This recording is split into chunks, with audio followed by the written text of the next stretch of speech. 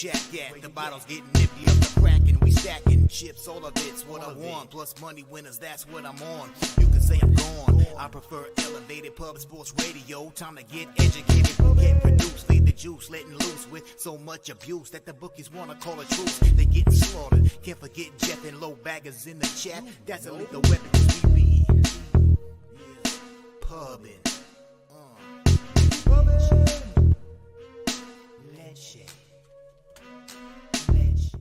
Up, cappers, gamblers, punters, hustlers, low baggers. Happy Friday, February 10th to all of you. Thank you for watching Betting with the Bag right here on Pub Sports Radio. What a day yesterday. It's the most I've had invested in a day, all 2023. And at one point, I guess the 2 hours leading up, I was actually pretty nervous. I felt like I'd made too many bets in college basketball, and I was nervous. And then we'd already cashed St. Francis of Brooklyn, so that was 136 profit going into the night. So, I mean, that when you have as much action as I had, I mean, it's not going to change anything, but it's nice to get off, to a winning start. Then Purdue first half cashed. I was going to bet full game too, but I was like, look, I cut it down to 12 bets in college basketball. Rice first half, cash. Justin McElvey mentioning it. That's the first time in about a week and a half where I've got that shot at the end of the half to cover when I didn't think I was going to get it. Then Gardner-Webb first half covered easily. And Gardner-Webb Radford under 125.5 was on its way to cash. At that point, I'm 5-0 in college basketball. I have UAB in tough against North Texas, but playing really well. I think I'll cash that. And I'm pretty confident. I messed up with Southern Miss because I took them first half instead of full game, but I'm still pretty confident. UAB loses by 3 points in double overtime. I have them plus 2.5. I lose the Louisiana Raging Cajun Southern Miss under 147. I lose the Oregon State first half. I lose the San Fran first half. I have Loyola Maryland first half. They win outright over St. Mary's, but I lose that. I cash Oregon minus 4.5 and go 6-6. And it was very frustrating. I felt like there was a lot of good work done, and it was very frustrating. To have a middling night like that, especially with NBA as well. I cashed with the Magic. I cashed with the under in Orlando, Denver. And then I made the mistake of being on Phoenix, thinking that those players would rise up. It was dumb. But then Dennis has been always right about Brooklyn. So Brooklyn paid off. But a middling night in NBA. And then the same happening in NHL. It was just it's frustrating. Frustrating. I mean, it could be worse, but it was frustrating. And this is we're 2 days before the Super Bowl. I've locked in my plan. It's a very simple plan. It's very simple, not a big, not a huge risk.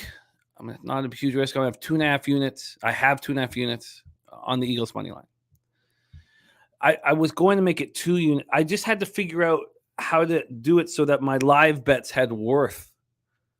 And with a $500 pregame bet, my live bet units will be 25% of that, so $125 a pop.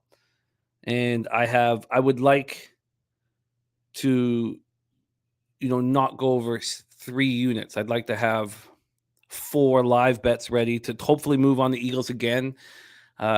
Possibly, if I don't move on the Eagles again, that's great. It means the Eagles are in complete control, and that's great. Then maybe I'll focus on the total. But I'd like to have shots ready in case the Chiefs get out to a lead where I can move on the Eagles at 125 pop. So I've got everything set up, but I'm just frustrated over the last couple of weeks. And we had that incredible conference final day. And since then, I've not been good. And there's no patience for struggle. We must succeed. We must succeed long term and week to week. So I'm frustrated, man. And then and you guys know the feeling I had last night. You got $4K invested in the day, and you're pacing. I'm pacing alone watching these games. I made a nice big bet on the Bucks at halftime of Lakers Bucks, but I felt because of the amount of money I was moving in on the day, I was getting kind of uncomfortable. And when I finally because basketball was at the end of my action at the end of the day, when I put in the Bucks first quarter, I actually felt like in my stomach, I was like, this doesn't feel good. It doesn't feel good. It doesn't feel like the right move. LeBron not in the line. I was like, I bet you they play strong early, but I still bet it, and I gotta trust that. And I got made more than that back. I got the Bucks at -115 live at halftime. I'm sure a lot of you guys did. It was just a perfect scenario, but I'm filled with frustration, and I want to turn it. I want to let us lead into our Super Bowl festivities with a huge day today. I want a huge day. I want a very successful day. We have Bobano and Dutch Boy Fresh. Bobano and I had an awful Friday last week. That was the beginning of the real anger coming in. So Bobano and I need to bounce back. Dutch has had back-to-back winning shows here with us, and I expect more from what I'm delivering. All right, with that out of the way, we have a huge Super Bowl show, a huge one. We are starting at 5 p.m., an hour and a half before kickoff. We're going to have a whole bunch of cappers come on one at a time and tell us their looks on the game, and none of the cappers that are on are big NFL Pup Hub. They've already let us know what they're doing. These are all going to be different cappers coming on, giving us their looks. I'll give you an idea of everybody who's going to be on. I'm setting up the schedule right now. I'm going to keep it tight. I'm going to keep it clean. But we got CMAC, Dave Rogers, Sharpie, Gokster, Pete Loshak, Wham, Boss, Ragu will be coming to us from Vegas. LJ is going to be coming to us from the Golden Nugget in Lake Charles. We got Clint coming, joining us as well. Dabby Cab, Mike M, Alec, Jose, Big Show. It's going to be a lot of fun. So that is Sunday. But I'm going to get a nice winning day today to roll into that. All right. God, I'm just full of maybe it's just intensity is the right word. It's not seething anger. I demand more and I want to do better. And yesterday I felt like I was sitting there going, this is the night I deserve. This is the night I'm going to get. I'm sitting there 5-0 in college basketball, 2-0 or on my way to 2-0 in NHL. And then things sort of slipped on me. So, all right, that's enough of my fucking diatribe. Great to see all of you guys. We got Viper NB in the house. Justin McElvey, Rocco Rogers, JP says the under in the Wagner game first half was money. Yeah, we've capped that beautifully. J Dub ready to go. Lucas Ryan, diehard MMA podcast. Clint ready to roll. There's Stimmy OG. Nutflush says Kirsten and I are headed to Vegas for Super Bowl. Big Ragu and family. Ragu and I are going to smack them up. Anyone that want to have a drink, let us know. I love that Nutflush out. If you could join us live as well, let me write that down. I want to get Nutflush from Vegas as well. Here, where's my Super Bowl schedule? We need Nutflush also joining us live from the sports book in Vegas. Love that. Safe travels and have an incredible trip. D. Jenkins ready to get to work. North Ender says, what a game for Loyola Marymount. First win over St. Mary's in 22 games. North Ender had the +7.5. I had the +4 first half, like a schmuck. Slatsy says a small profit in the NHL last night on Rangers first period, -0.5 +145. Leafs team total over 3.5 -134. Want to hear Yokes Hawks bum fight breakdown? You're going to get that. Yeah, Lee Davis, it was tough, really tough. That should have been a really nice, beautiful winning day, and it was not. North Ender, Mike M, Deshaun G, Manitoba Slim, 0-5 in NHL, 5-0 in NBA. Yeah, it's Manitoba Slim. That guy sounds like a real gambler to me, man. Manitoba Slim. I like it. I like the name. Coin ready to get to work. Slatsy. Mike M says we hit the pimp slot play today and the prop bet of the day. 80 under assist smash. The Schroeder prop NBA Pub Hub Show 2 rolling into the weekend. And I can't wait to share the screen with Mike. I've seen him on other live bet streams, but I haven't had the opportunity to share the screen with him myself. So I'm excited about that. Danny Lopez, Jordy Nordman, JP. Alfred says I blame that Harvard game. That was the beginning of the anger, sure. Jordy Norman says, can't wait for the Super Bowl show. I'm excited. So everybody who's got, family they got to take care of or anything like that that's going to be home and not at a Super Bowl party, join our Super Bowl party. And I'm going to keep it tight. I'm going to have guys coming in, bang, bang, bang, bang. I'm going to schedule everything. It's not going to be I'm going to keep it tight. I'm going to have someone in for the, for the live bet portion. We'll have guys first quarter, second quarter, third quarter, fourth quarter. I'm going to keep it tight. Keep it tight. Slatty says, miracle push last night with the under 6 in Vegas, 5-1 after 2. Bo's beautiful scoring over 2.5 shots. Yeah, I was glad that cashed for you. RVD 420, the sweaty butcher. Good in the house. Astute chaos. Nutflush says, I'm sending Kristen in to cash my Eagles tickets at 3 different books. I love it. I absolutely love it. I'm very, very excited about that. Coin says, have a preseason bet on Philadelphia 25-1. Haven't budged on the hedge yet. Should I? To be honest, I want to let it ride. Think Philadelphia wins the game. Yeah, Coin, it's totally your call. It's also a sort of where you are with your bankroll. I mean, you can cover just the cost of the ticket. You can cover a little more. That's completely up to you and what your bankroll is like right now. Because with a 25-1 ticket, just ensuring that you have some sort of a profit is probably what I would do, but not much. You don't need to hedge much. I mean, you want the big score if Philly takes care of business. Now, you can also focus on hedging live if you're right and Philly gets the lead. So a lot of different opportunities for you. And North Ender said, I'm 95% sure I'll be on the Chiefs. Well, I can't wait. Our breakdowns are up in Adam right now. North Ender, Rodney Barton says, excited to cap the car with you all day. That's what I want to hear, Rodney. Let's get to work, you guys, and let's have ourselves a big, big Friday leaning into Super Sunday. I cherish these Friday shows very, very much. I love our 2 guests, and I expect greatness from us. And we did not deliver last Friday, and I know we will this Friday. Please welcome from Canada's black and yellow, Hamilton, Ontario, our steel town, Mr. Ian Cameron, to the show. Bobano, how are you? I'm doing good. Actually, what's funny is that I was listening in the background as I'm getting ready here to your intro.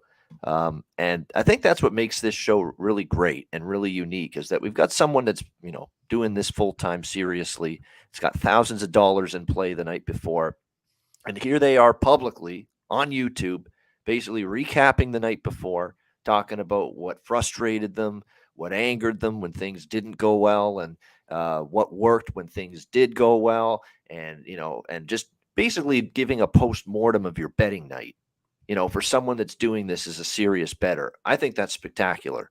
I think that's something that we don't see enough of, honestly, on any social media platform or any YouTube platform. Someone that's putting in the time and the effort every single day. And then when they're coming on this show at the beginning, you're talking about the night before and you're honest with everybody and you're basically spilling your guts, essentially. It's just, this is what happened the night before. This is what didn't work. This is what really pissed me the fuck right off. And this is what did work. And it was a great night. And this is what did work. And, it's a really unique thing with your intro at the beginning of every show. I think it's important you knew that. Thanks, Bobano. I cherish everything that we do here. I really do. And, we all, from this show, we're cut from the Peter Loshak cloth, and Lucas Ryan saying transparency, Lodals. I mean, that's, I was shocked at the industry when I got into it, just completely gobsmacked. But then I had Peter kind of leading the way. But I love capping with you the highs and the lows, and we discuss them all here. Your huge success in college basketball, here until last week, but they happen. Hey, look, you're gonna have a bad day. You're gonna have a bad day. You're gonna have a bad week. You're gonna have a bad month when you're full time every single day in every single sport. Okay, it's just gonna happen. It's how you respond. It's how you react, and it's just what you do long term. Yeah, and you're still having a great season here on our show, regardless of a tough Friday. 56-42 at 57.1%, plus 9.83 units, ROI plus 10.03%. I mean, an ROI over 10%. I mean, that's unheard of. My NFL ROI is at 11, just a little over 11%, and that's the best ROI I've had on a football season with maybe 15, 20 years ago when I was making 40 bets a season or something like that. Maybe it was different, but here, with our quantity of action, I'm very proud of it. And it's great to be proud of NFL or us to be proud of college basketball. Although my college basketball now, I'm 90 and 81, only up 0.85 units. But in NHL, I really want to pick up our slack. I know we can step up here, and we don't get the right sample size. We don't get enough games on Friday, so it's tricky. Yep. And then in NBA, I got to get my act together. It's just such a battle, and the part of the funkiness of it all was that last year was the best year I've had, and so I was riding high off of it, and I was, I just last night was, what the difference between last night and what was happening last year was I was genuinely nervous. I was nervous at 6:30.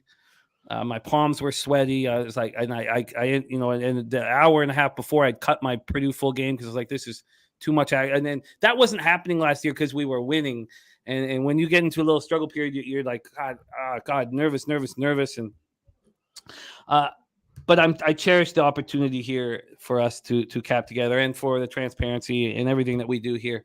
And I want to deliver the goods right here on this show right now. Babano, are you ready? You're right. Friday's my worst day of the week in hockey, and it's been that way for you. It's just because it's a small card. It's usually teams are on a back-to-back, either a front end or a back end of a back-to-back. And it's the worst, I think, in terms of positive expectation, wagers, and opportunities. Friday's the worst day of the week consistently in this sport. It's just the way it is.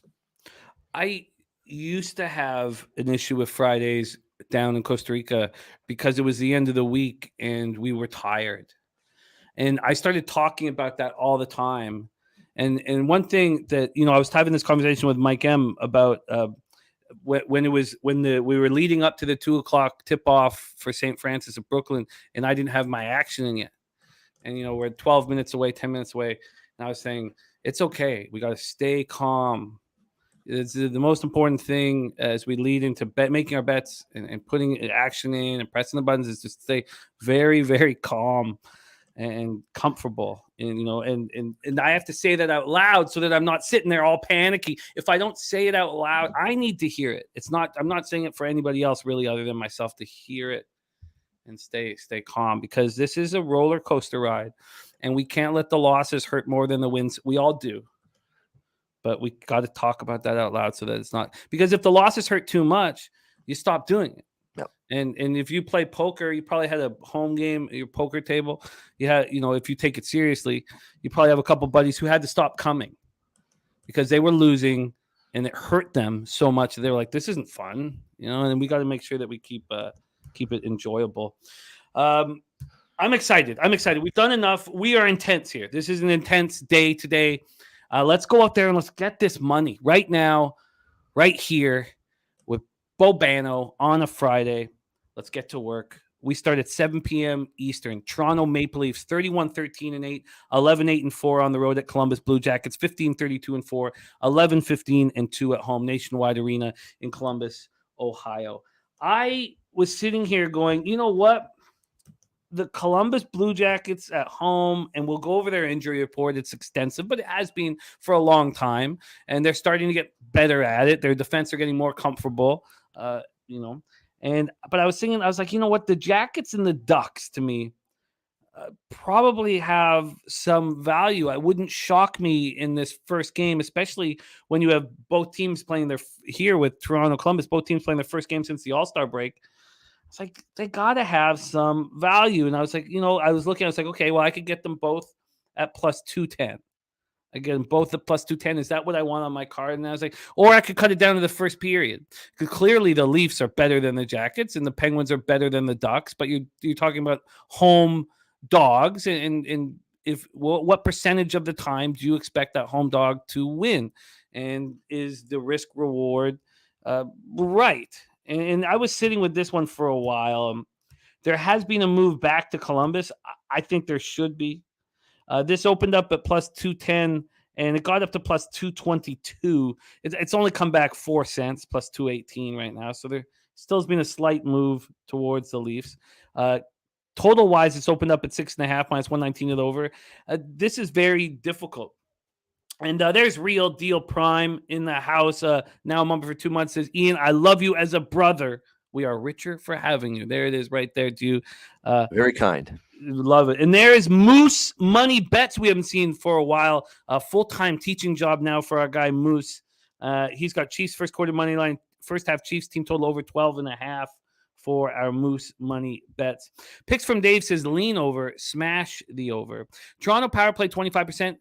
79.4% penalty killing. Columbus 16.4% power play, 76.9% penalty killing. Leafs had lost 2 of 3 before the break. Austin Matthews remains out, and the Jackets had lost 3 straight before the break. First game back from the break. This is a tricky cap. Take it away for us, Bobano. Toronto, Columbus. Yeah, it is actually. It is a tricky one. Like I say, I think in this instance, I honestly think in the first game out of the break, there's no such thing as a letdown spot for the better team. I mean, we kind of saw that with Edmonton against Detroit earlier this week. We saw that with the Islanders against the Flyers. We've seen a lot of examples where the inferior team, the first game, obviously Edmonton lost to Philly last night, but the first game out of the break for the teams that are in playoff spots, that are leading divisions or in divisional races or playoff races, whatever the case may be, I think you get the focus in the first game coming out of the break. So I'm personally not really that interested in Columbus. The question is for Toronto, do you want to get involved with them in any form as a minus 250 favorite? It is worth noting, by the way, they could be giving their young all-star AHL goalie the start tonight, Joseph Wall. And very fitting that his last name is Wall because he's been a brick wall in the American Hockey League this year. He's been awesome. 13-1 record and a .930 save percentage with the Toronto Marlies this season. Maybe the best goalie in the AHL, one of the best goalies in the AHL this year.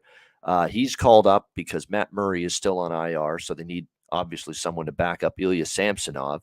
This is the front end of a back-to-back and a home-and-home. These same two teams play each other Saturday night in Toronto. And I think they might, hasn't been confirmed yet, but I think they might save Samsonov for the home game in Toronto, where his record is just unreal. I think it's like 15-1. 15-1-1, actually, I think, as a starting goalie at home for Samsonov. So I think they might give the kid the start tonight. Hasn't been confirmed, but it's just a gut feel that I have. And if it is him, I think the Leafs bring one hell of an effort. And he actually has made 4 starts in the NHL before with the Leafs. I think it was maybe not last year, but 2 years ago because he got hurt last year. That's why you saw so much of Eric Shalgren, when it wasn't Campbell or it wasn't Mrazek last year. And earlier this year, if Murray and Samsonov have been banged up, it was Shalgren at times. It's because Joseph Wall had a serious injury last year. But before his injury, he got 4 starts with Toronto, 3-1, .920 save percentage, and one of those wins was a shutout. So he's clearly capable. And I think the team rallies around that tonight if he's in net. And certainly we know there's a better team than Columbus. I might look at a Toronto, puck line even in this game if we get Wall. I really do think the effort's strong tonight if he's in net. And I think the effort's strong overall because it's the first game after the break. They lost to the Boston Bruins 5-2 in that final game before the break. So I think you get Toronto bringing it tonight. Just my thought that they bring it tonight. There's no and by the way, if you're going to cap it like Toronto's going to be, rusty because of the break, well, you could say the same thing about Columbus. So I think, you can't use that argument. It's about, will this team be prepared and ready to play hockey first game out of the break, especially considering it is an inferior opponent. But I think in this case, they will be. I think even more so if it's Joe Wall in net here for the Leafs. Korpisalo, by the way, has been confirmed in net for the Jackets. He hasn't been very good, but at least he's been a little bit better than his counterpart, Elvis Merzlikins. He's just had a rough year in Columbus. But having said that, Korpisalo, he's just 1-3 in his last 4 starts going into the break, and he gave up 4+ goals in 3 of those 4 starts. I think Slatsy mentioned the team total on the Leafs. That's not a bad consideration. I just wish it wasn't so heavily juiced. Minus 165 is a lot, for that team total, which is why I'm not crazy about adding it as an official play. So, that's basically my way of saying right now I'm passing, but I'm not really that keen to step in front of Toronto tonight. You're muted. My son was discussing some things at the door. I think the breakdown was perfect. Perfect because Samsonov, 2 of his last 3 games, and this is a goaltender who's never had a full workload in a season before. So maybe he was dealing with some Was he playing that? I guess he was. He was playing every second night there for a while, so maybe he was tired here. But 2 of the last 3 games, he got completely lit up. Allowed 6 goals against Ottawa, allowed 5 goals against Boston. And I tell you what, those were both at home, and I don't believe that he's this rock at home. I don't believe he's as good as he's shown this year. I don't believe Matthew Murray is either. So your Wall scenario is the single most important part of this hockey game. If Wall is announced in, I will flip all my thoughts and be on the Leafs. I will. I think that you nailed it. They're going to fight for him. They're going. Here's a great quote, by the way, from Keefe about Wall. Quote, Joe Wall is a guy we're really excited about. He comes up at a time when he should have an abundance of confidence. He's put in the time. He's recovered from a big, massive injury that, may have stunted his growth, but he just came back. He worked even harder, worked even stronger to get back to the place he's going to be at here with us in the big club. And you have to give him a lot of credit for that. He put in the work, and he has really become a better goalie because of the work he's put in. So that tells you all you need to know about Joseph Wall. The team likes him. Yeah, I love the idea. If he's not in, I do not trust Samsonov. Maybe he needed the break. We'll see. And I would like the Jackets. Do I want the Jackets full game? I'm not sure. Maybe I lean the first period, but this is simple. This is all predicated on who's in goal for me. If it's Samsonov, and then Korpisalo has not been very good the last few games, but he's a 908 save, decent goaltender. I love the breakdown. So if Wall is in, I will take the Leafs probably on the -1.5. If it is Samsonov, I will be on the Jackets first period and maybe more. Lamont Williams in the house. I love it. All right. I like it. So we'll keep rolling here. JP just said, didn't take long to dissuade me from taking Columbus Blue Jackets on the puck line. I looked at it too, and I never turned dogs into favorites, but that was only turning them into a -115 favorite. I looked at the +1.5 too. I'm not going to move on it, but I looked on it. Mike M says, highest NHL trend on my card tonight, Columbus 9-0 on the puck line after OT at home. I do take that trend as seriously when we've had that all-star break off. The trends have been hugely successful for you, Mike. I'm just, a query. Extended rest, by the way, this season, the Leafs are 1-1. Columbus is 2-3. So it's not a major edge either way with that. Well, that was a great breakdown. And the Wall part of it, very fun. So great job. That's our first one. So no action yet, but now I have a plan that I will put into action. Let's move on to the next spot on the board. I pushed with the Kraken first period last night, and good thing I stayed off of the full game. I have a lot now.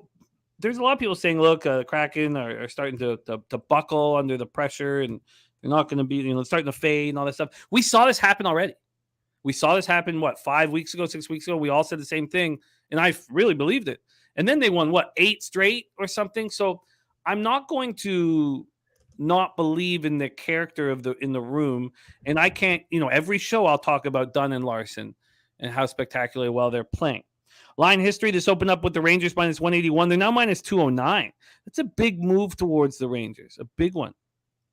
28-cent move. From a total perspective, it opened up at 6. It was juiced to the over. Now it's a pick 'em with the total. Kraken still nice number, 16-7-2 on the road. Rangers just 59-4 at home. And the question for the Rangers is Tarasenko. Well, we'll talk about the Blackhawks' misfortune here in a second. And there's real misfortune. They're screwed. And it's their fault. They could have done some moves a little earlier. Maybe the issues with Patrick Kane's hip have been around since January 1st or so, and there was nothing they could do. But we'll get into that here shortly. But Patrick Kane will not be playing for the New York Rangers. Vladimir Tarasenko will be. So we'll see what Tarasenko does. And I don't know, Bobano, if I tried to find out if he'd be in the lineup tonight. I guess I expect him to. No one. I went to the beat writers and nobody was saying he won't be, but I couldn't find anyone saying that he would. He should be. He's expected to be. Yep. Okay. So we have Shesty on the one side. I have Martin Jones listed here, but was he in last night? Am I not remembering who was in that last night? Well, Wednesday night they played. It was Shesterkin Wednesday night against Vancouver. Oh, Shesterkin, I know he's going to be in, but Martin Jones on the other side. Well, last night it was Grubauer for Seattle good, against So, New Jersey. So it should be Jones tonight. Jones has been a lot better. Not lately, though. He's stumbling a little bit lately. Not lately. And they've been outscored 7-1 since the All-Star break. Rangers coming off their third straight win, 4-3 at home over Vancouver on Wednesday. They're 2-0 since the All-Star break. Mike M says, Rabenga says Rangers in a 42-5 spot, seeking revenge from a road OT loss. Justin McAlee played the Rangers in regulation. And Lucky Lefty using the Jackets in the parlay with the Mavs and Pelicans. LJ from H-Town, Rangers 8-4 at home versus the West. And North End said great value on that Kraken first period. They should have won that first period. I was frustrated. I did think that was the right look. And then Billy Fraser says Rangers front end of the back-to-back playing Carolina tomorrow night. And Benny says Tarasenko on the Rangers is going to be nasty. I like the idea that he has something to prove. And he had something to prove when he came back from injury last year. And I was like, I don't expect him to score over 70 points again. What, he put up 82, I believe. So he's got something to prove again. And now he's playing with his countrymen. This could be it could be. I'm very excited to watch him roll. As you guys know, I'm on the Rangers to make the playoffs, and I put 500 on that at -110. Actually, I think I got -115. I believe it changed in the few hours I was making the decision. I'd have to double check. But take it away here, Bobano. Kraken Rangers. Yeah, it's pretty interesting that Seattle here, obviously a back-to-back situation. They're actually 3-1 on a back-to-back this year. They've actually got a good record in that spot. But this is to me, I don't want to really step in front of the Rangers because the Rangers have looked pretty good coming out of the break. They've had their little lapses. I mean, the Vancouver game was a 1-goal game, and maybe you could say in that game they didn't always play great defensively, but they kind of got screwed on that Pettersson goal that made it 4-3. I mean, they thought that was icing, and he just beat it out, and he fooled everybody. And I don't think Shesterkin was expecting the play to keep going. I think he expected a whistle there for icing, and that's what made it interesting because the Rangers were up 4-2 in that. So no, the Rangers look like they're playing well. You look for signs that a team coming out of the break that's in the playoff spot is dialed in. The Rangers look dialed in to me, and Seattle looks like they're starting. I don't want to say crumble, but regress. I guess regress is a nicer way to put it. I mean, are they really a first place in the Pacific Division hockey team? I don't think so. And they're still solid. I think they're going to make the playoffs still, but they're going to level off at least a little bit. And I think you're seeing signs of that now for the Seattle team. And I don't want Seattle if Martin Jones is in net because he's not playing as well. He's given up 4 or 5 goals. He gave up 5 to Calgary. He gave up 4 in the first loss after the break against the Islanders. He's starting to come back to the reality and realize he's Martin fucking Jones, okay? I mean, he's a guy that's been awful for the better part of the last 2 years. And yeah, it's been a nice first half, but he's not the same Martin Jones right now. He's given up, I think, 4+ goals in 3 of his last 4 starts. So he's starting to regress back to the Martin Jones we're all familiar with. For me, it's a very simple bet for me. Why bet the side? Why bet the total? And I don't have a strong opinion with either. When the best bet on the board in this game is Philip Hiedl to score a goal, New York Rangers, +220, official play for me. Philip Hiedl, anytime goal scorer, New York Rangers, +220. The guy is on absolute fire right now. He's heatling up, if I dare say so myself. Philip Hiedl has been absolutely terrific. What has he gone? 5 straight games with a goal. He has 7 goals during that span, 1 against Florida, 2 against Toronto, 1 against Vegas, 2 against Calgary, scored the other night against Vancouver. He is not the guy that should be priced +220 right now, period. He needs to be starting to be priced the way Marner and Matthews and McDavid and guys like that are priced in the goal scorer market, considering the success he's had. So Philip Hiedl, anytime goal scorer, New York Rangers, +220 at Caesars. I love it. If Hiedl was better in the faceoff circle, how valuable would this man be? I love the look. He looks so confident right now. So confident. Great release too. Really good release. Underrated. The Hiedl look is very interesting. Yeah, I don't think I find it very difficult to choose to be involved here. I do at this price point. I just, you have a very angry Kraken team that's been so good on the road. You have a Rangers team that may be introducing Tarasenko, and then you have Lamont, my man. Thank you for stopping by. Rangers solo team total over 3.5 is Lamont Williams max bet. Rangers team total over 3.5. I wonder if I'm so curious to see what's going to happen. So I guess I need to know if Tarasenko's in, which we expect him to be, and then what exactly will that do initially game one? I imagine it will be a spark. If I imagine it'll be a spark and it'll be fun for Panarin, who's not being that great this year. I mean, Kreider's had a down year. You could say that Panarin's had a down year. Fox and Zibanejad are having the years that we expected. It's the importance of listening to the colleagues, that we really believe in. Our guy Dennis Garcia gave me the Rangers to make the playoffs at -115. It's now -1,000. And I can only bet 500 unless I call. So I'm very comfortable with that 500 being the limit. I don't feel like my bankroll is big enough for me to, even if I really love a spot. But I did listen to Dennis again on yesterday's show. So you guys remember he gave us the Flames to make to win the division last year at +275, and then they won 8 or 9 straight right after it. So I did move on the Raptors to make the playoffs, and I actually ended up being excited that they didn't make any moves and brought in Podol. So I moved on that. I moved with just a half unit on the Islanders to make the playoffs at +210. I wasn't as confident on that spot, but we'll discuss all of these things here. Hartley, or the T Hartley, saying Rangers roll 3 centers: Hinkle, Trocheck, Goodrow. That Trocheck even, I think, is such a valuable player with their penalty killing, but their penalty killing hasn't been that good this year. Their power play hasn't been as good as I think. We have not seen the best of the Rangers, and that's why I think they're so dangerous. I like your look. I like Lamont's look. I don't think I move on this game at this point. Dafens says, I think I still like the under even at 6. It's just Jones is the problem, and Bobano illustrated that perfectly.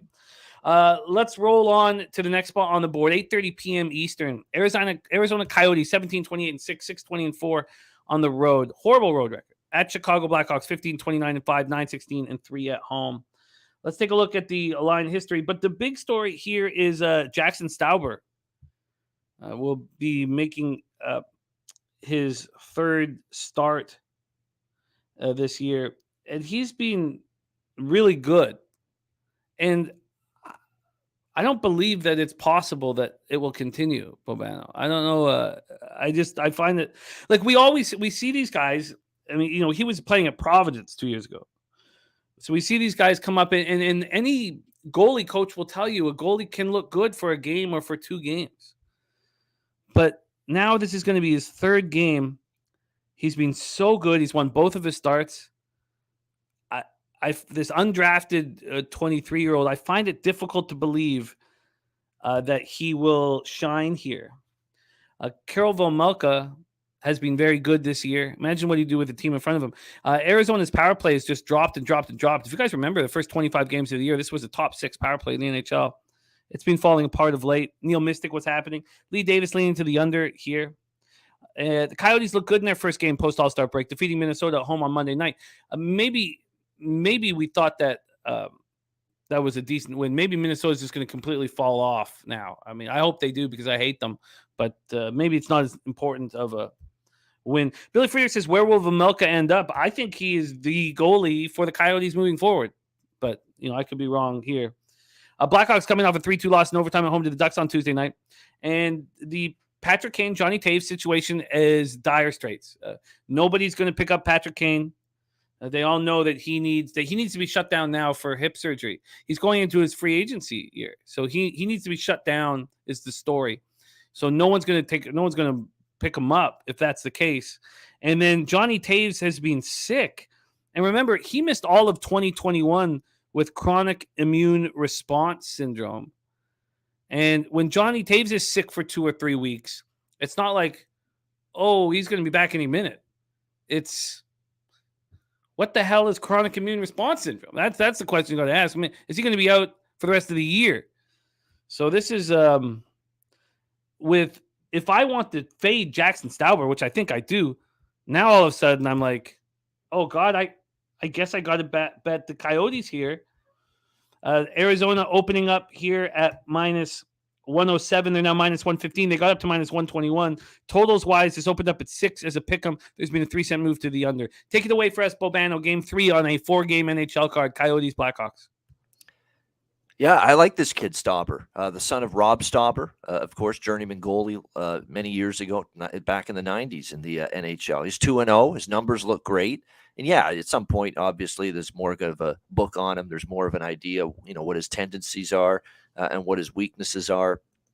And I think at some point you're going to maybe see him struggle, but he's kind of a bet-on goalie. And Chicago's a bet-on team with him in net. I mean, he's also the guy that pulled off the stunner victory for Chicago recently, right before the break against Calgary. I think that was his last start in Calgary. They won 5-1. He played very well in that game for the Blackhawks. Arizona comes to town. They won against Minnesota, of course, in their first game before the break, 3-2. But this team has not been good stringing wins together at all. If they win one and then they lose a couple, win one, lose one. I mean, just putting wins together is not something Arizona's very good at. And now they're coming off win against Minnesota. They're coming into Chicago here. Believe Chicago, I want to see, they play a lot of these Friday games. They weren't so good at, in these type of spots earlier, but I think they won the last time they were hosting somebody on a Friday night game.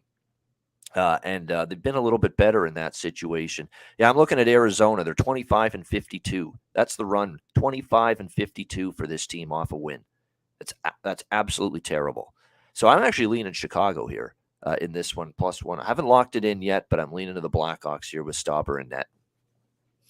I'm going to do the opposite, and I'm going to use the All-Star break as the reason why. Let's go to Stauber's game log here. If this was 2 nights after shutting down the Flames, that would be different.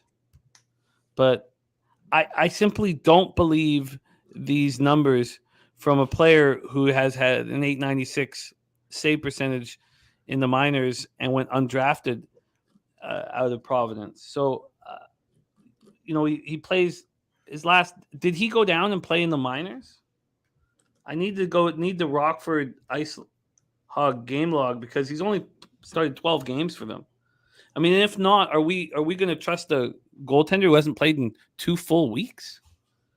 Let's get the Rockford Ice Hogs games in front of us here, because if that's the case, to me this is the easiest fade. Now, that's probably the wrong thing to say, easiest fade, but I just you're gonna keep this momentum up, after 2 weeks. I just find it so difficult to trust that. Let's go to their last game. Okay, so yeah, he did go back because they recalled him on the 5th. Okay, so I take that back. Okay, so he did go down to Rockford. Okay, so he did go down to Rockford. They brought him back. Okay, so that's a little different. I thought maybe he was offered to. Of course, they got to bring him down. Yeah. Yeah, and the numbers weren't great down. He's got better NHL numbers than AHL numbers. How about that? Much better. A lot better. Yeah. Yeah. I just don't believe that. A real deal. I'm saying he's got NHL DNA. Yeah. Jeffrey Jordan's dad's Michael Jordan. I don't care. I'm gonna have to. I don't want to be on the other side of all of you guys, but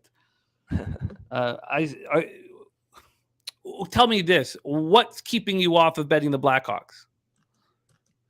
The fact that I haven't liked their game and I didn't like their game against Anaheim. I didn't like it. That 3-2 loss. I thought that it was kind of a flat. The arena was flat. The team really wasn't playing great. Passes weren't connecting. I thought that was a winnable game against an Anaheim team that had no Troy Terry, that lost a tough one the night before against Dallas in a shootout. It was set up perfectly for Chicago, and they lost to an Anaheim team that was in a bad spot. That concerns me a little bit.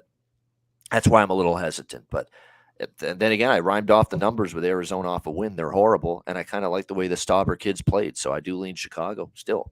But I haven't made up my mind if I'm going to actually go ahead with it. I'm going to be on the Coyotes here. I wish the Wild didn't look quite as bad as they've looked, because maybe I can't take anything from that victory at home that the Coyotes had. But I'm gonna test Jackson Stauber and say that And then there's the idea of 6-24 road team, Arizona. So that's another thing you've got to overcome. No doubt. Yeah. But remember, the Blackhawks had looked quite surprisingly good at home until about 6 weeks ago. Yeah. So Clint says, that's right, Jimmy. Cash in with the Yotes night, and I'll pay. It'll pay. I thought you said I'll pay. Okay, it'll pay for your bright red Bedard Yotes jersey, which I would never ever put on my body or anybody I care about's body, but I would bring it down to Parkdale, hand it off to a homeless person, not a crack. Yeah, I've loved back in Arizona at home. I've been on Arizona at home a bunch. It's on the road, I'm a little, and especially it's not so much on the road. It's that now you've got to lay a short number with them. I like them when they're an underdog, a decent sized one. All right, I'm going to be moving on the Coyotes here. Let's move on. And one of the things that I like to do, and I don't know exactly why, but I just I don't believe in I shouldn't. It's not fairy tales. I mean, he's only had 2 good games, but I just don't. I know the reality of life. I know how relentless life is.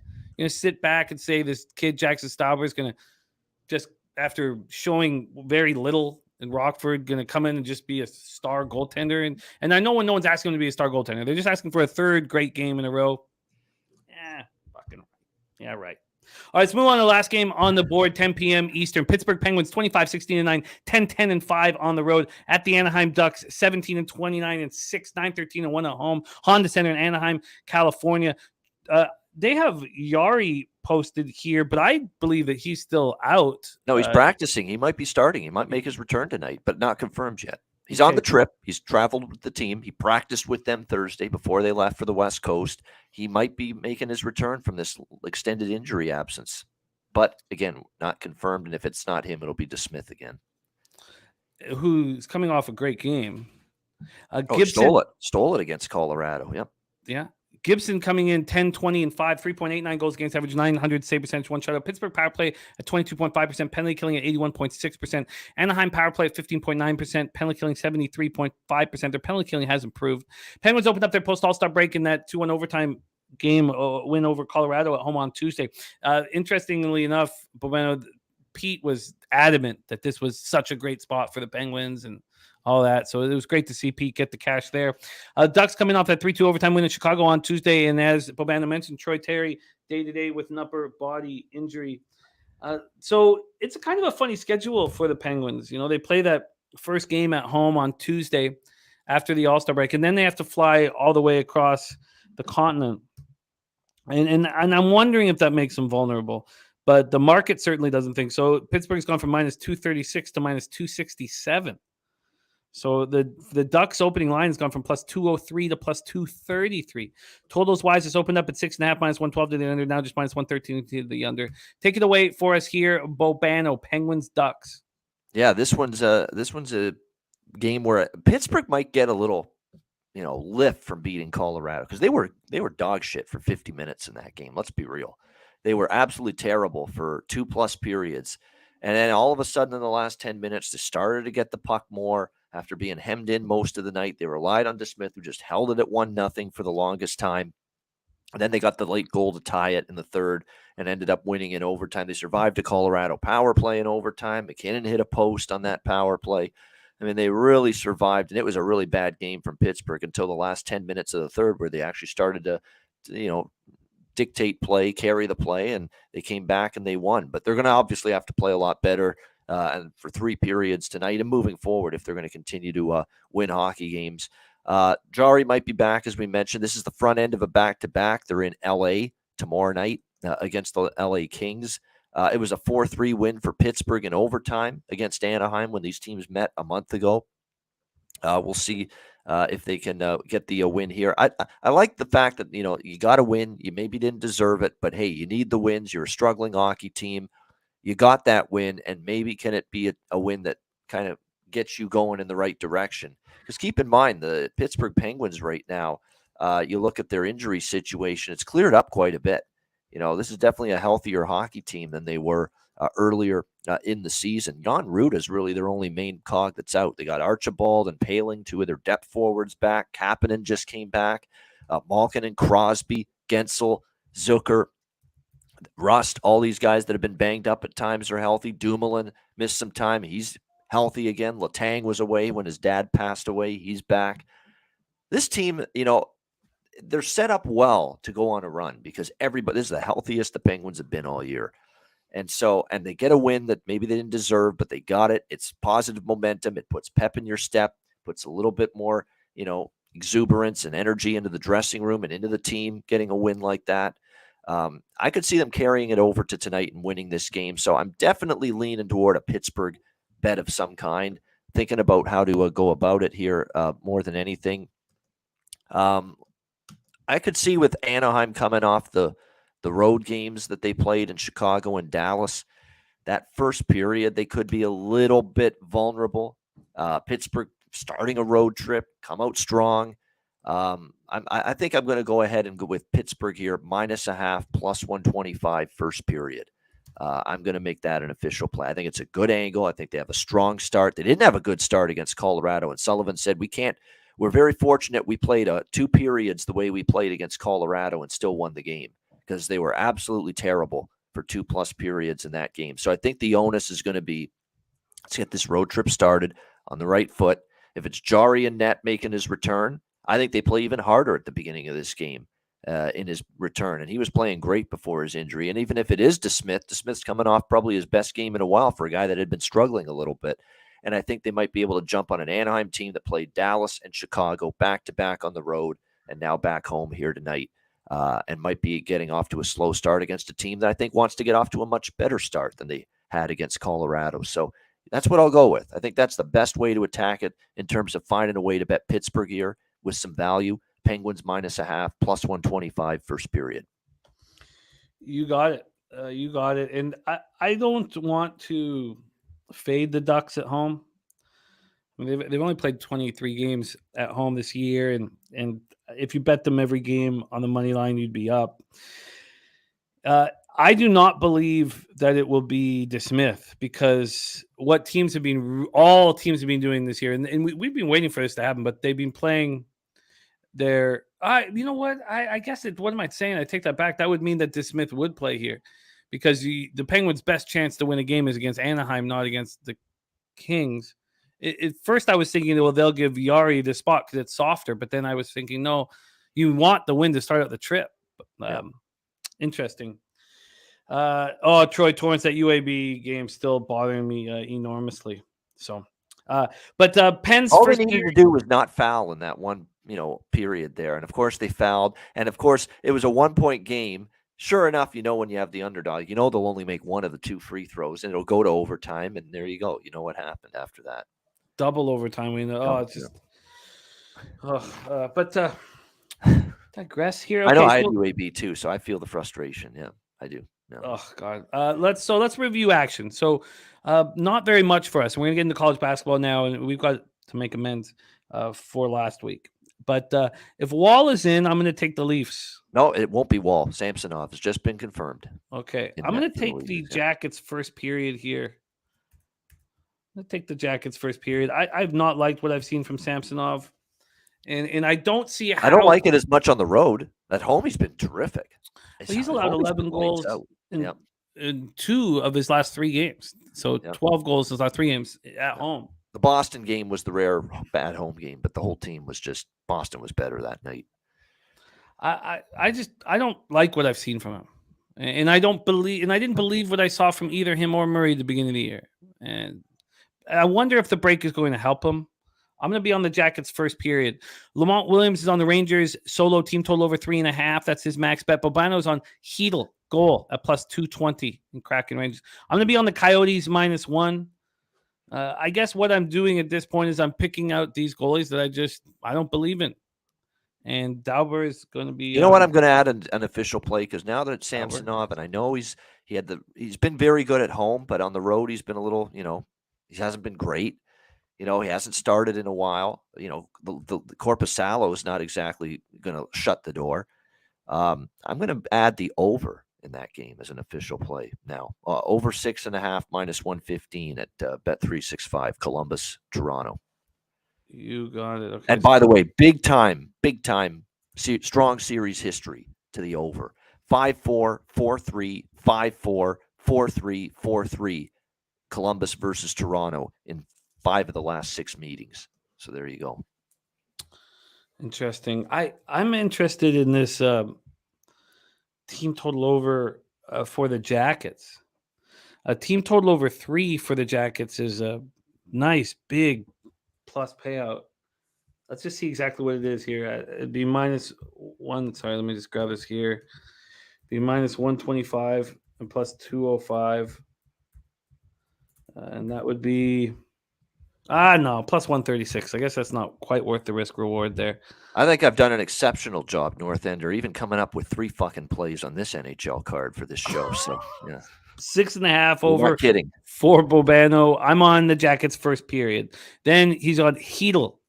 Anytime goal plus 220. I'm on the Coyotes -1. Bobano's on the Pens first period -0.5 plus 125. So we have action on each and every game there.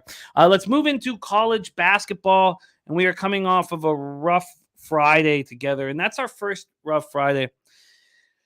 And I know we're gonna get back to glory. One of the things I was, of course, as you would do, you study your Fridays, what's been working, what's not been working, and for me, I don't know why I had so many totals last Friday, because my sides have been excellent on Friday.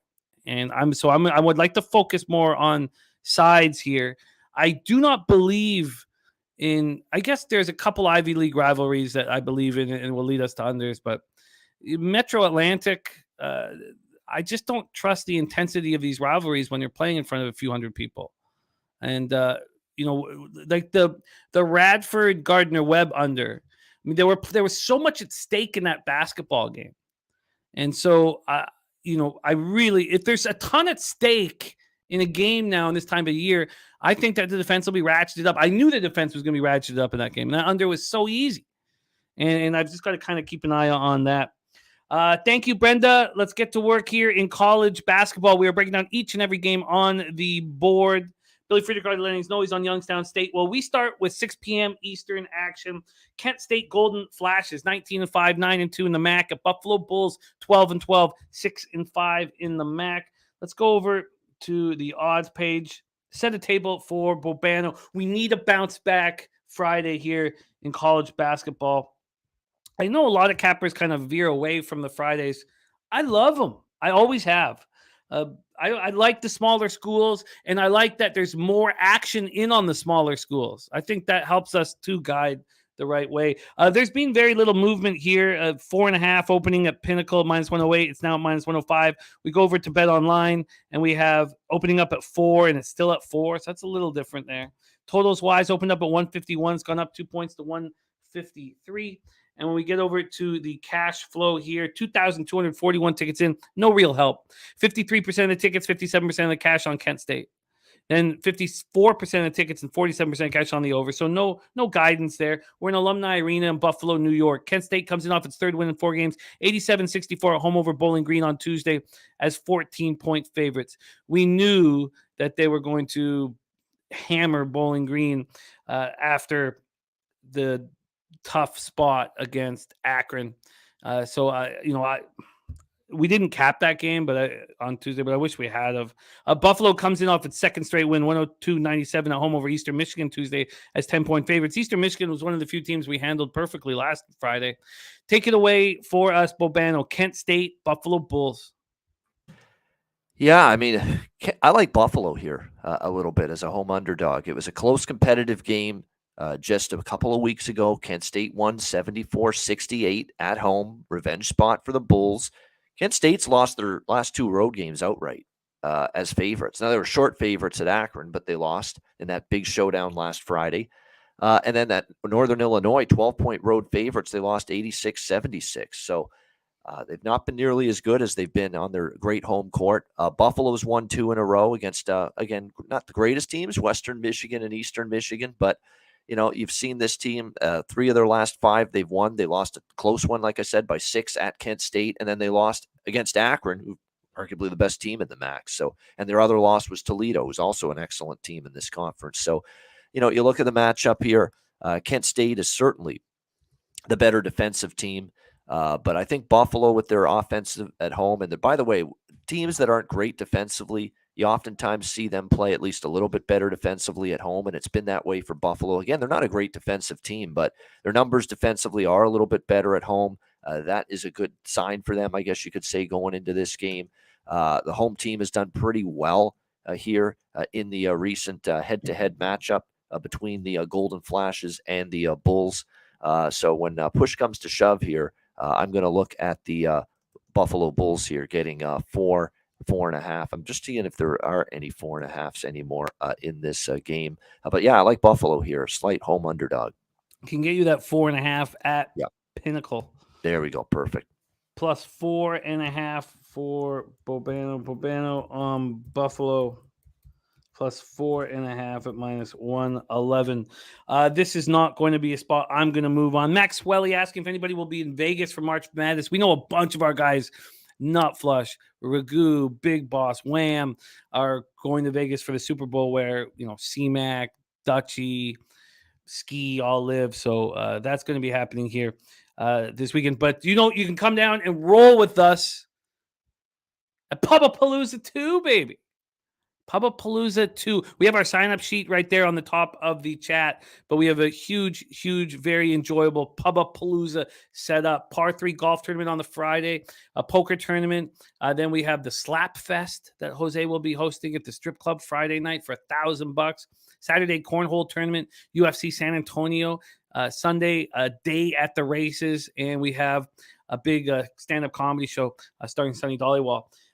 Max Way says, how do I find out the locations for the trip? Southtown 101's where it all bangs out, but that's the schedule up right there.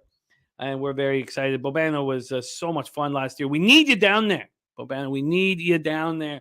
Let's get to work here. But Lee Davis saying Kent State 1-10 to the under on the road, 1-6 to the under after scoring 80 or more, 1-8 to the under versus good offensive teams. Wow. That's wild. All right, let's move on to the next spot on the board. 7 p.m. Eastern. We have Big East action. Big game of the day. Number 13th ranked Xavier Musketeers, 19-5, 11-2 in conference. At Butler Bulldogs, 12-13, 4-10 in conference. Hinkle Fieldhouse in Indianapolis, Indiana. Let's take a look at the line history here. Where we go. Butler opening up at plus 5.5. They're now at plus 7. That move happened at 8:17 in the morning. Let's see what that's at Pinnacle. Let's see what BetOnline's done. They've done the same thing, opening up at 5, now at 7. Totals wise, it's opened up at 148 and it's dropped to 145. Let's take a look at the cash flow here. The cash flow, we have a ton of line value on Xavier. Only one team has more line value today than Xavier. And you know what? Actually, it's all the same. There are 3 teams at the same amount of line value. Xavier, and this is from Sports Insights, Xavier, Youngstown State, and Dayton. Xavier, 5,324 tickets in, 75% of the tickets on Xavier, but just 44% of the cash. So if there's big bets coming in on Butler and there's 5,300 tickets in, a decent sample size, why is the market not moving towards Butler? 69% of the tickets and 31% of the cash is on the under. That is confusing because I wanted Butler early, and maybe I still do. Xavier comes in off its second straight win, 96-71 at home over St. John's on Saturday's 10-point favorites. They were at home. They looked excellent. They shot 54%, 54.2 from the field, 53.6 from 3. Butler snapped their 5-game losing streak with a 68-66 win at home over St. John's on Tuesday's 1.5-point favorites. They feel good about themselves, and obviously with the common opponent, and they had a lot more trouble. That doesn't mean that they won't feel good about themselves. And maybe I'm not going to sit here and expect Xavier to shoot the way they did on the road. Not that the Hinkle Fieldhouse with Butler, 4-10 in conference is going to be packed. Take it away for us, Bobano. Xavier, Butler. Yeah, I mean, I could only look at Xavier here, but I'm not rushing to lay 7 in this situation with them. I mean, Butler's a hard team to back. They haven't been good at all. They beat St. John's, but St. John's is right there near the bottom of the conference. They've had some ugly home decisions of late. Xavier is just a much better team. They beat Butler Or actually, yeah, they haven't played yet this year. The 2 meetings were last year. Butler was competitive with Xavier, but again, totally different Xavier team. Xavier did beat Butler 87-72 last year here at Hinkle Fieldhouse. So we'll see if they can have that kind of success. The lines moved towards. I actually did think 5 was a little short. Now it's up to 7, but it's now at a number that I'm not as comfortable laying it with Xavier, and I don't want Butler, so it's an easy pass. I have interest in Butler first half. I'm going to leave it at interest. Hopefully I have enough action so that I don't have to move on it. Troy says Butler as a home dog getting 5 or more get crushed. Versus Creighton, they were 7 dogs, lost by 23. Versus UConn plus 7.5, lost by 22. Yeah. And Myron, these good teams, it's been bad. Yeah, I could Xavier nothing for me. Yep. Myron expecting a much better final 2 months of the season, or 6 or 7 weeks of the season from Villanova, 60-1 to make the Final Four. Okay, now's the time to bet them if you think that, because there is value. I mean, they've had a really rough season by their standards, but they got everybody back. Justin Moore just came back, so now's the time if you believe in them. Let's move on and go back to the Metro Atlantic. Again, we're capping each and every game on today's college basketball card as we do on Fridays. 7 p.m. Eastern, Marist Red Foxes 8-14, 4-9. The Metro Atlantic at the St. Peter's Peacocks 9-13, 4-9 in conference. Yanatelli Center, Run Baby Run Arena, named after the 1968 St. Peter's Peacocks, who beat Duke in the quarters of the tourney, averaged 94 points per game. Things have changed this year. You can't you dream about watching the Run Baby Run Peacocks from 1968 when you watch these St. Peter's Peacocks. Peacocks coming off their second loss in 3 games, 82-61 at Riders, 6-point dogs last Friday. It really went down to 5.5. I got them at 7, and I was like, well, you beat the line by 1.5, you should feel good about yourself, and then they lose by 21. Like the schmucks that they are. Marist comes in off having their 5-game losing streak snapped in a 75-67 win at Canisius on Sunday's 2.5-point favorite. I believe they were home on that one. It says at Canisius, but I'm pretty sure that they were home in that Marist game. I'll have to double check that. But let's take a look at the line history here for this one. We have Marist opening up at +3. They got up to +3.5. The early money was on Marist. Oh, excuse me. The early money was on St. Peter's. And then it's come back on Marist. So Marist dropped down to 2.5. From the total perspective, it opened up at 124, now at 122.5. Then cash-wise for this one, we have slight line value on St. Peter's. 2,089 tickets in. 84% of the tickets are on St. Peter's, but just 76% of the cash. 65% of tickets are on the under. No cash flow on that one. Brad Hassan says, run, baby, run away from this game. Take it away. Take it away, Bobano. Marist, St. Peter's. Yeah, this is a tricky one. St. Peter's, you look at it, they've really played well against Marist. I like the spot for Marist because they lost now they're a road dog in the rematch. That's a good angle usually. You usually want to be on the road underdog. In this case, Marist. So I lean Marist here, but I don't know if I'll go to the well with it. It is worth noting these teams have gone over in each of their last 2 games, and neither one is going to be known as a great offensive team. I mean, they're 349 and 351 in the country in offensive efficiency, but Marist is on a 5-1 over run in the last 6 road games for them coming into this one. Total's extremely low. I'm tempted by the over. Looking at possibly Marist as well here in this game. Marist, by the way, they had a win against Canisius in their last game. It's just now I'm looking at St. Peter's here. I'm trying to see how many times they've been favored this year. Yeah, they were favored at home against Fairfield. They lost. They were favored at home against Canisius. They lost. I'm going to add them both. I'm going to add them both here. Marist and the over. I like them both here in this game. We'll go with Marist +3, -110, and over 122 -110 at Bet Online. Over 122 at -110. So we have both Mike M and Bobano both on the over. Pimp Slap Play today is the over as well. AOD in the house. So Bobano has moved and Mike M has moved This doesn't feel appealing to me. Actually, you know what? Better, yeah. we can get better than +3, +3.5, -120 points bet. So we'll go with that. +3.5, -120. Myron's saying that St. Peter's really miss Holloway. They do. Holloway he's one of those guys who's just, if you looked at his career after Seton Hall, he played in 8 or 9 different countries.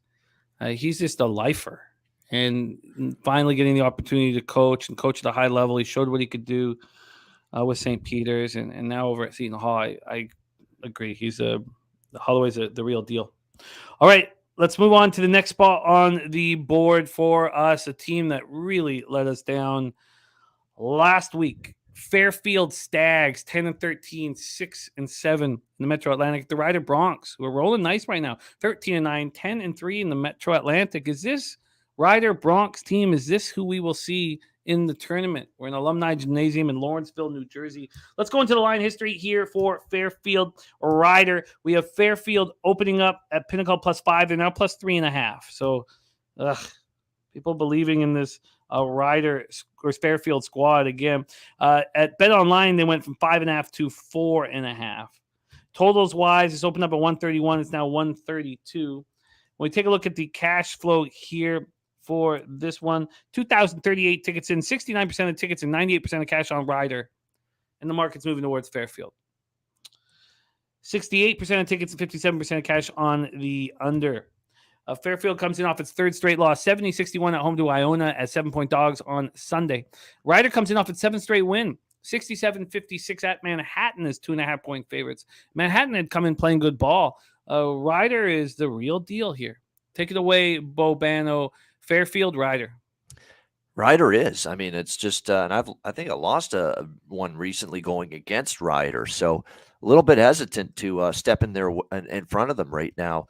There's no question. And Fairfield's kind of hit the skids a little bit. 3 straight losses, straight up in ATS. You know, Rider's rolling right now. No question about that. Rider won in overtime, 78-69 earlier this season at Fairfield. So we'll see if Fairfield can bounce back from that. But Rider's in a good groove right now, playing well, playing really good defense as well. The last 4 games, they haven't given up. Actually, if you go back further than that, they haven't given up more than 70 points since the loss at Quinnipiac, loss against Quinnipiac, January the 6th. So played very well at the defensive end of the floor. 7-game win streak, 4 straight point spread covers for Rider as well. Yeah, I'm off this game. Side, total, both.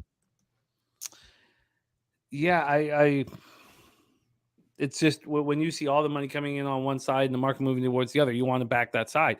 You know, maybe they played decent against Iona. I mean, I didn't watch that game. 7-point dogs lose by 9.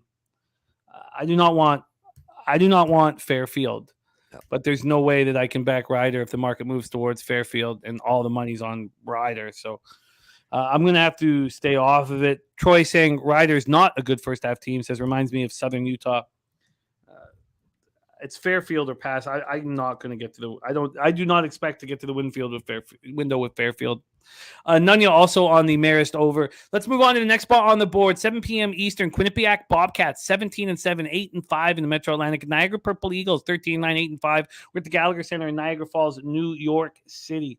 Take a look at the line history here for this one.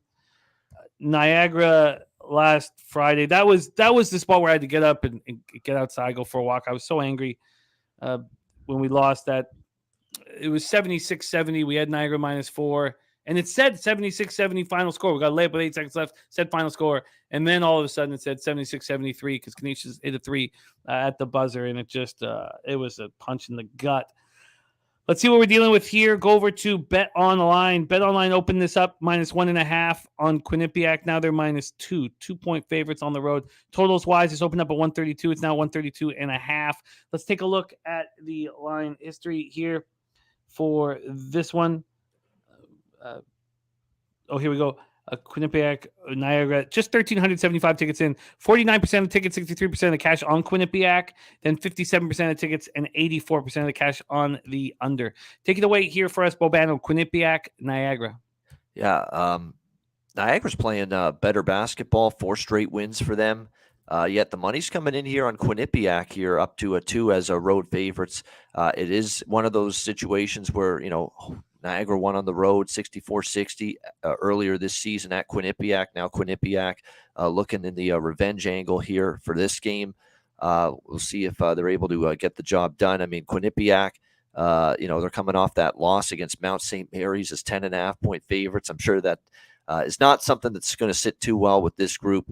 They'll be looking to bounce back here coming off that loss. No question about that.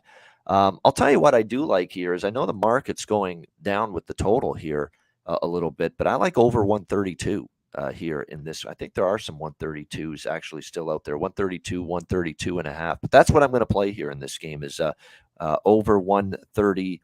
Let me just see here. Actually, over 131.5 minus 125 Pro Line Plus. We'll lock that in. I like the over here. We got lots of trends that point to it. Quinnipiac on the road, trending over the total. Quinnipiac off a loss, trending over the total as well. Niagara's gone over in 4 straight home games. They've definitely been, for an offense that's not great, they've definitely been a lot better shooting the ball in some of their recent home games. They've done some of these road games, they've barely cracked 60 points, sometimes not even getting to 60. But, at home, they scored 68 against Manhattan, a game that went over the total. Canisius, 76-73, their last home game. It ended up going over the total. Quinnipiac's gone over in 4 of their last 5. So I think this game can get over a modest total here, 131.5 over with Quinnipiac Niagara. And what was the juice associated? Minus 125. Okay, you are locked in on this one. The over. Okay, let's keep rolling. And by the way, Razor Sharp picks in the chat running very hot. Talking about the live bet stream tonight. Pops off at 7:15 p.m. We are using the Hornets Celtics game just because it's on ESPN as sort of the main feature, just because it's so accessible for everybody. But all games will be capped. All games will be live bet. All games will be talked about, and horse racing. So that is tonight here at 7:15 p.m. Eastern. Let's roll on to the next spot on the board. Staying in the Metro Atlantic, 7 p.m. Eastern. Siena Saints 15-9, 9-4 in conference. And Mount St. Mary's Mountaineers 8-16, 4-9 in conference. Nod Arena in Emmitsburg. Let's take a look at what we're seeing line history wise for this one. This Siena Mount St. Mary's spot. This total dropped. Let's see what the spread has done. The spread opened up with Siena minus 4.5 and dropped to minus 4 after 4 hours, and it stayed there. Minus 4 for Siena. BetOnline opened this up at 128. It's now at 127. It did drop to 126, so it has come back a point. But that 127 is heavily juiced to the under. Lee Davis looking at the under in this one. 2,165 tickets in. 91% of the tickets and 95% of the cash on Siena. Very little movement. 71% of the tickets and 93% of the cash on the over, and this total is dropping. Smith Legacy says time for Siena to get right. Siena comes in off its second straight loss, 56-54, home to Niagara Sunday. That's 5-point dogs. The Mount come in off a tough 79-75 home loss to Quinnipiac Sunday. They played pretty well. It's 10.5-point dogs. Take it away for us, Bobano. Siena, Mount St. Mary's. Yeah, it's to me, obviously, you're talking about one of the worst teams in the conference against one of the best teams in the conference here going head-to-head. Siena's off back-to-back losses. I can't imagine them taking Mount St. Mary's lightly after these 2 losses in a row they've suffered. Manhattan in overtime, Niagara in the rivalry game. They lost 56-54. They beat up Mount St. Mary's 72-57 earlier this season, and this is not one team that I'm looking at, oh, they're in revenge. Let's bet the team in revenge mode. No, not when you're talking about one of the worst teams. When they're off a rare win, and they have not been good off a win. If you look at Mount St. Mary's, they beat Canisius, they lost to Marist. They beat Marist, they lost to Fairfield. So they have not been a team to string wins together. They have not been a team to string good performances together.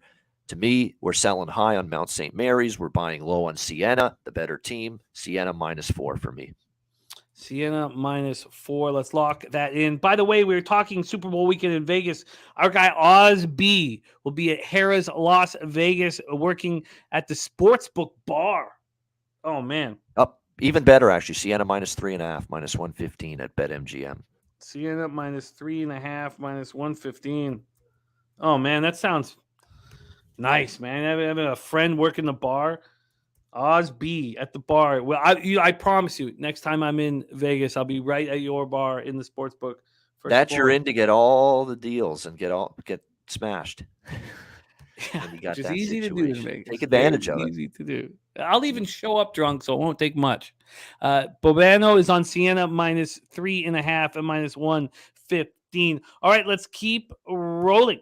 Next up for us, 7 p.m. Eastern, Iona Gales, 60-7, 9-3 in the Metro Atlantic at the Canisius Golden Griffins, just 5-17, 3-10 in conference. We're in Buffalo, New York here.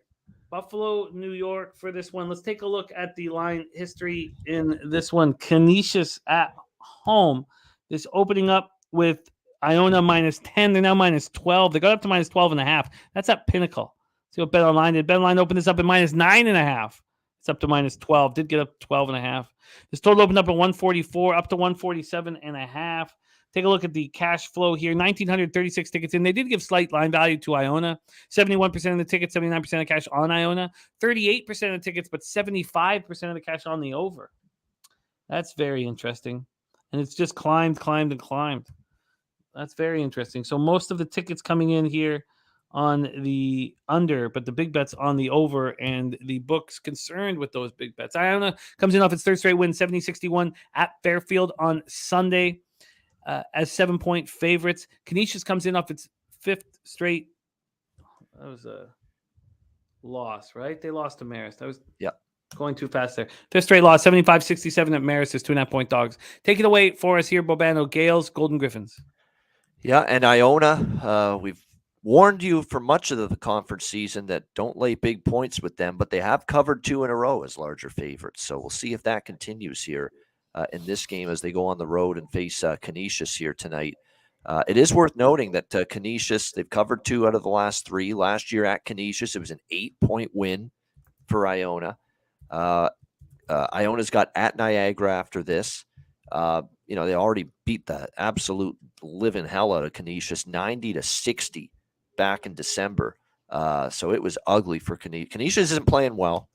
Canisius has lost 5 in a row. But you look at the losses, 9-point loss, a 5-point loss, a 7-point loss, a 3-point loss, an 8-point loss, all single digits.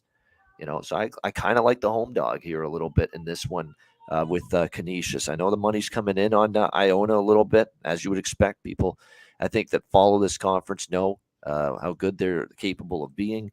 But I think in this spot here, I like the idea of getting the bigger number here with Canisius in this game at plus 12.5 at DraftKings is what we can get with the Canisius side. I also like this total over 147. The total. What my bet stamp app here? Well, hold on, we got to get to the right date here. There we go. Yeah, actually, you know what? Actually, good. 12.5. I am right on that. 12.5 minus 108 at FanDuel. Plus 12.5 minus 108 at FanDuel for Canisius. And for the over 146.5 minus 115 at ScoreBet. So there we go. I'm going to lock in those 2. Yeah, I'm interested in rolling with you on this over. I just don't expect Iona to be locked in here. Starting to feel good about themselves. I would love to see. They'll score a bushel full on Canisius because everyone scores on Canisius. But you're right. I think defensive intensity could be lacking a little bit. They already beat the hell out of Canisius by 30. Canisius at home, too. They've been a little bit better. Their offense has been better at home, too. I think it's perfect for the over. Perfect setup.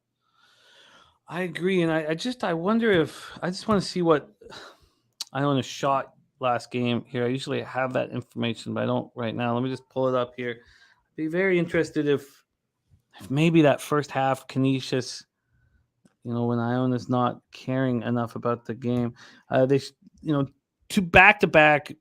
Well, I guess the Fairfield win wasn't so easy. They shot 12.5% from 3. Damn. Okay. So I'm not going to – I think they might get right from 3 here. I'm not going to mess with that. But I will I do have a lot of interest in the over. I think there'll be better shooting here. Leonard Porch Jr. was a great start to the day. I was 5-0 in college basketball at one point thinking ugh. But yes, it was a great cash to get the day rolling. I should have I almost doubled up on it too. I only took the first half, but I guess he was fortunate in the end because it went to overtime. But Iona Canisius here. Bobano on Canisius plus 12.5 and the over 146.5. And I'm very interested in the over as well, and think I will move on it. Let's move on. Next up for us, we head to the Southern Conference. VMI 6-20, but just 1-12 in conference at East Tennessee State Buccaneers. 9-17, 5-8 in conference. We're at the Freedom Hall Civic Center in Johnson City, Tennessee. Start with the line history here for this one. We have East Tennessee State. Here, pull this up. Sorry, here we go. East Tennessee State opening up -10.5, which is right where they stand now at Pinnacle. We'll see what BetOnline did. They came out earlier. Same deal. Nothing's changed. -10.5, still -10.5 for East Tennessee State. Totals wise, it's opened up at 139 and it's dropped to 137.5. Take a look at the cash flow for this one. 1,808 tickets in, 49% of the tickets, 54% of the cash on VMI, 69% of tickets, 88% of cash on the over. So not a lot of help market-wise. VMI comes in off their second straight loss.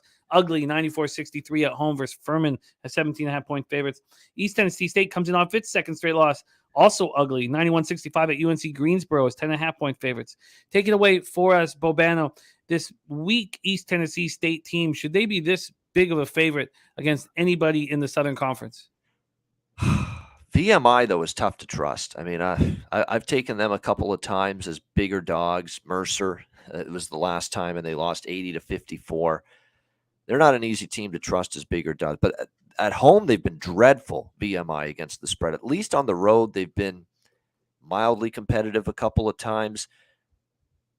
You know, the last time they played here at ETSU last year, it was a 1-point game. They won at home against ETSU in the rematch last year. But earlier this year, it was 64-50 for East Tennessee State on the road at VMI. I mean, I do lean VMI plus 10.5 in this one.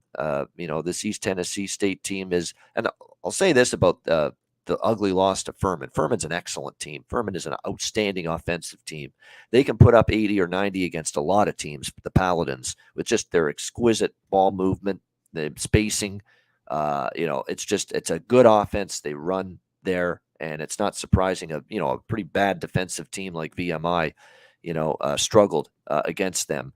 I think in this matchup here, I lean to the dog. I think I might I'm gonna take them in this spot because I think you're buying at the ultimate low with VMI here, plus 10.5, and I'm gonna go over the total as well. It's another over that I like. It's been a series history trending over with these two teams. VMI's defense has kind of fallen on hard times, so I'm gonna go plus 10.5, -103 pro line plus with VMI, and also over 137.5.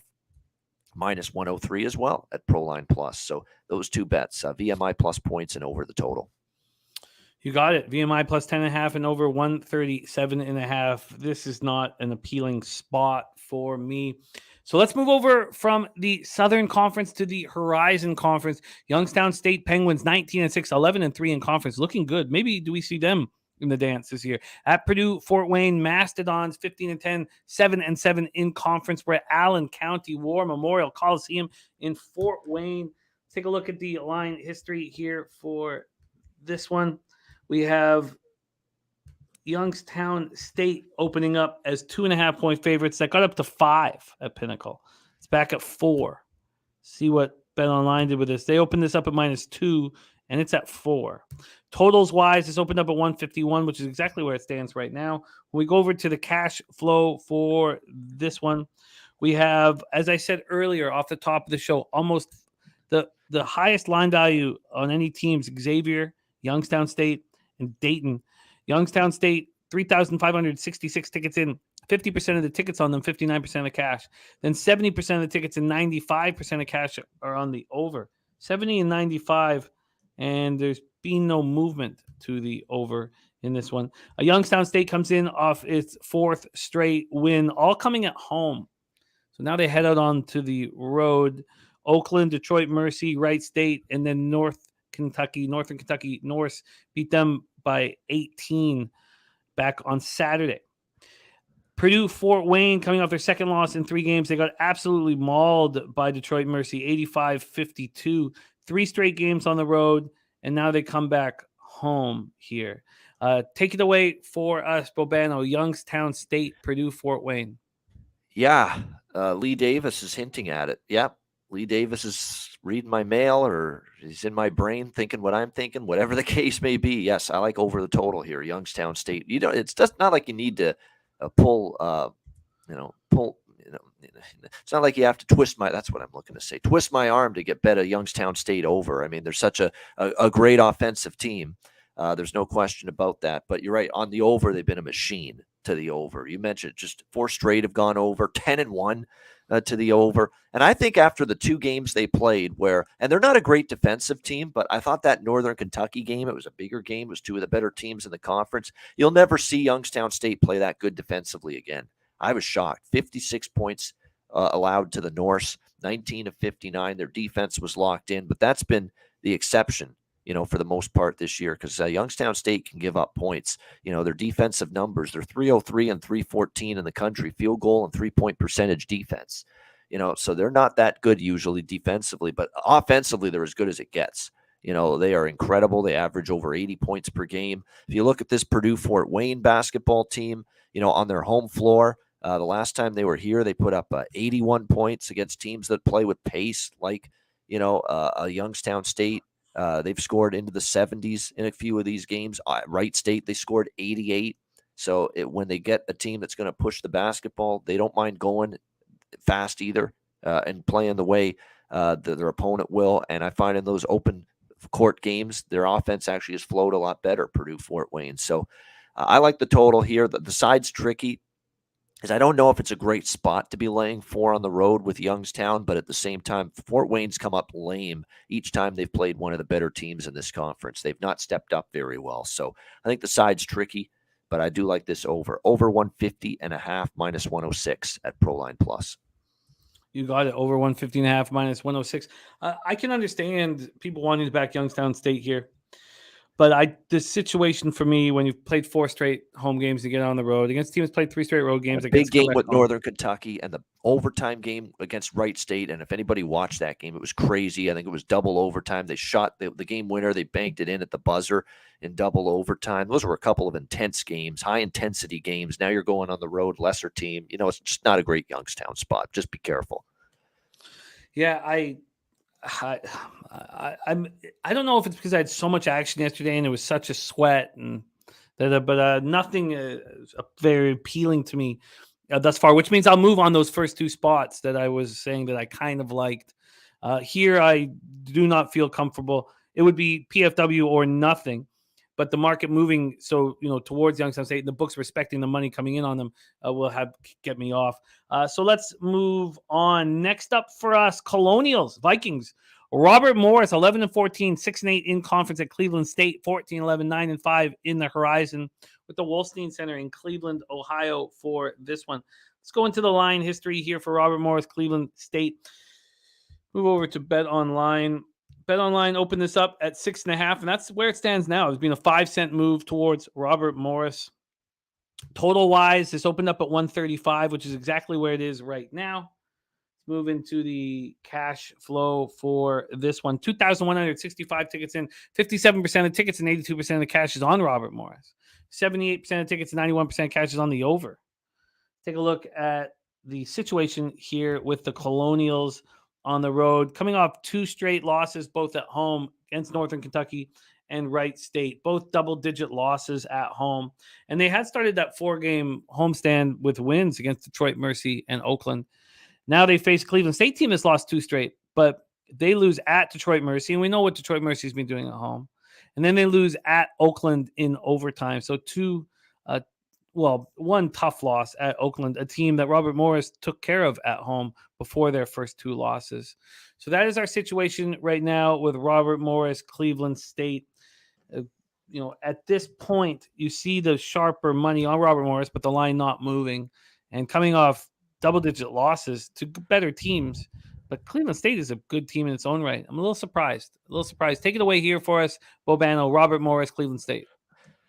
Yeah, I mean, when you look at Cleveland State, all of a sudden, they've lost a couple in a row going into this matchup here against Bobby Moe, against Detroit and Oakland. Tough one against Oakland, losing in overtime. But offensively, they've been humming for the most part, this Cleveland State group.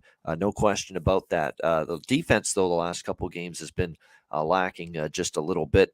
We'll see if they can get that back on track here going into this matchup. This is another over for me. I hate to be Mr. And by the way, I shouldn't say I hate to be Mr. Over, but the overs have been just crushing it in college basketball this week. I mean, it has been a very high-scoring sport in the last several days. The overs are hitting at an incredible clip. I'm not gonna, if it feels like it's a high-scoring game, I feel like you got to roll with it at this point. I mean, there was just so many overs last night I was on that it's easy. I mean, easy winners. How easy was Rice, Florida Atlantic over? BYU Pepperdine. How easy was that? I mean, it's just so many really great overs lately, and it's been, there's been a lot of fouls.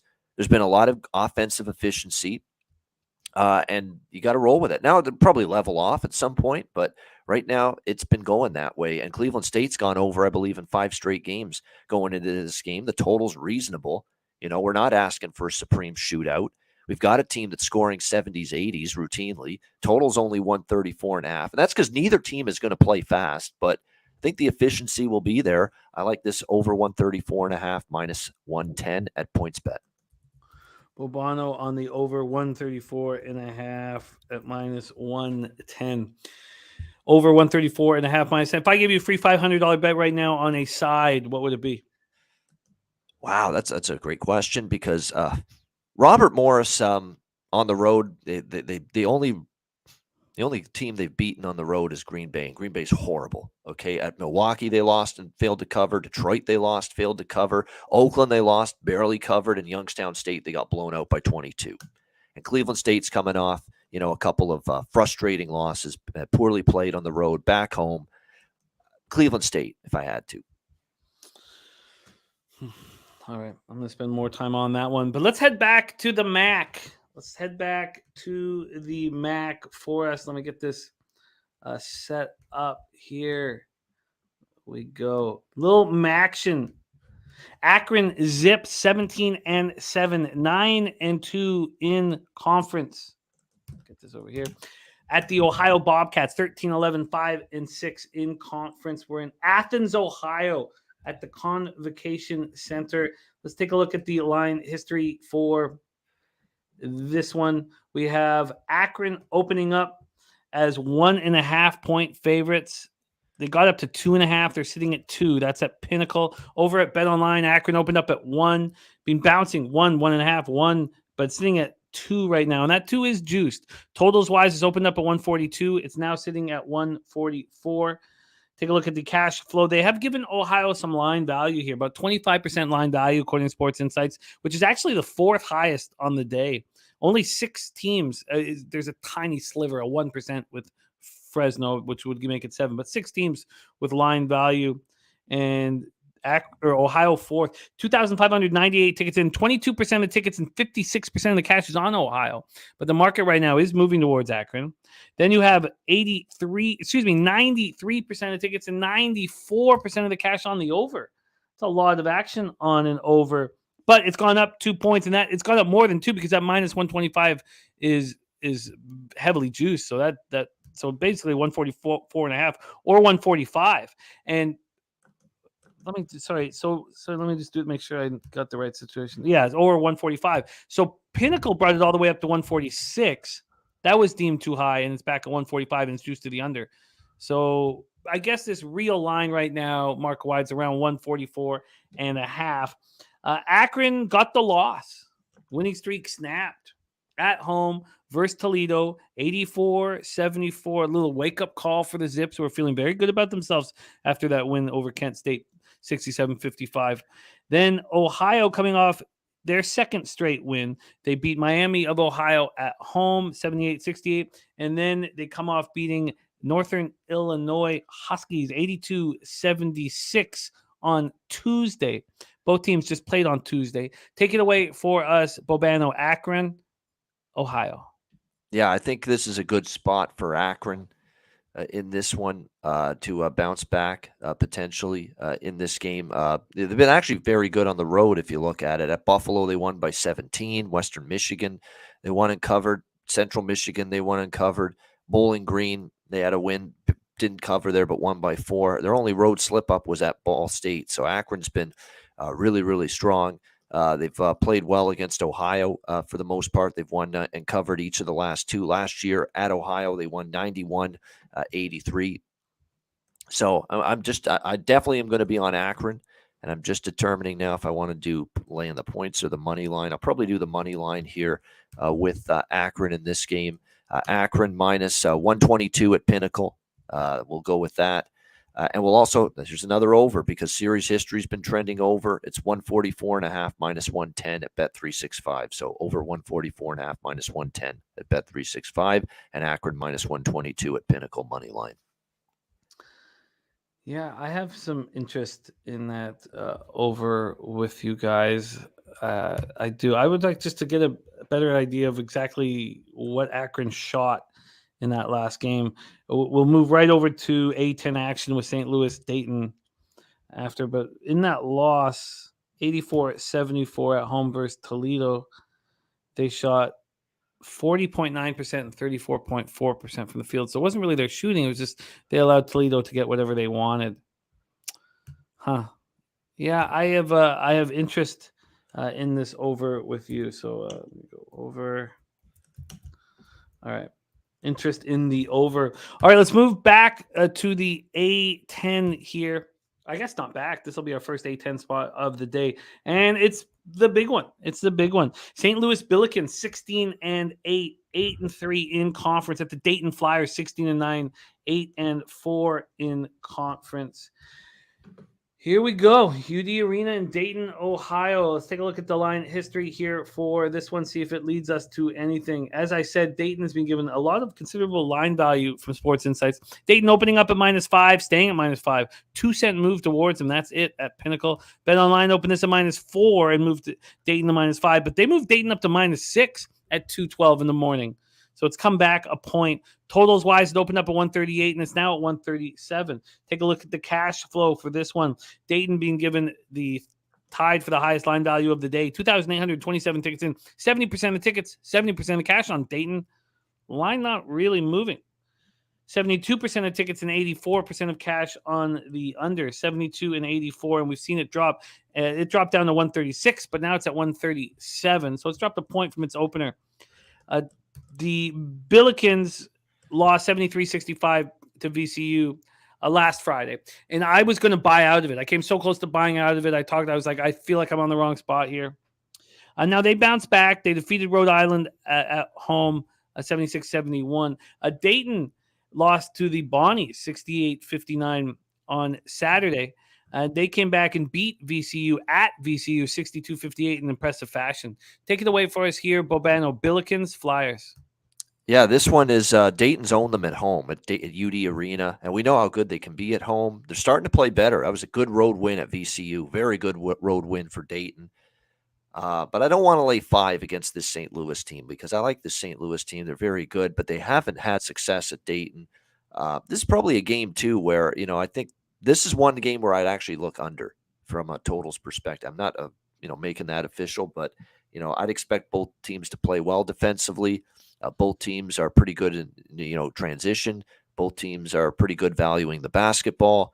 Neither team plays overly fast, and the series has trended under, especially here at Dayton. Dayton's played some really good defense here at home throughout the course of the season. So I'm off the game, but maybe a slight lean to the under.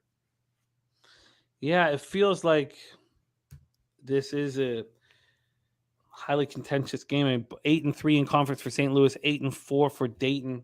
Dayton coming off that huge win at VCU. They know the type of basketball they have to play, and now they play a St. Louis team that bounced back from their VCU loss. And that under is very interesting. I'm trying to stay away from too many totals, but I find that under very appealing as well. I think that I will be moving on that under, in fact. Makes me nervous. As Bobano was saying, overs have been cashing at a very high rate.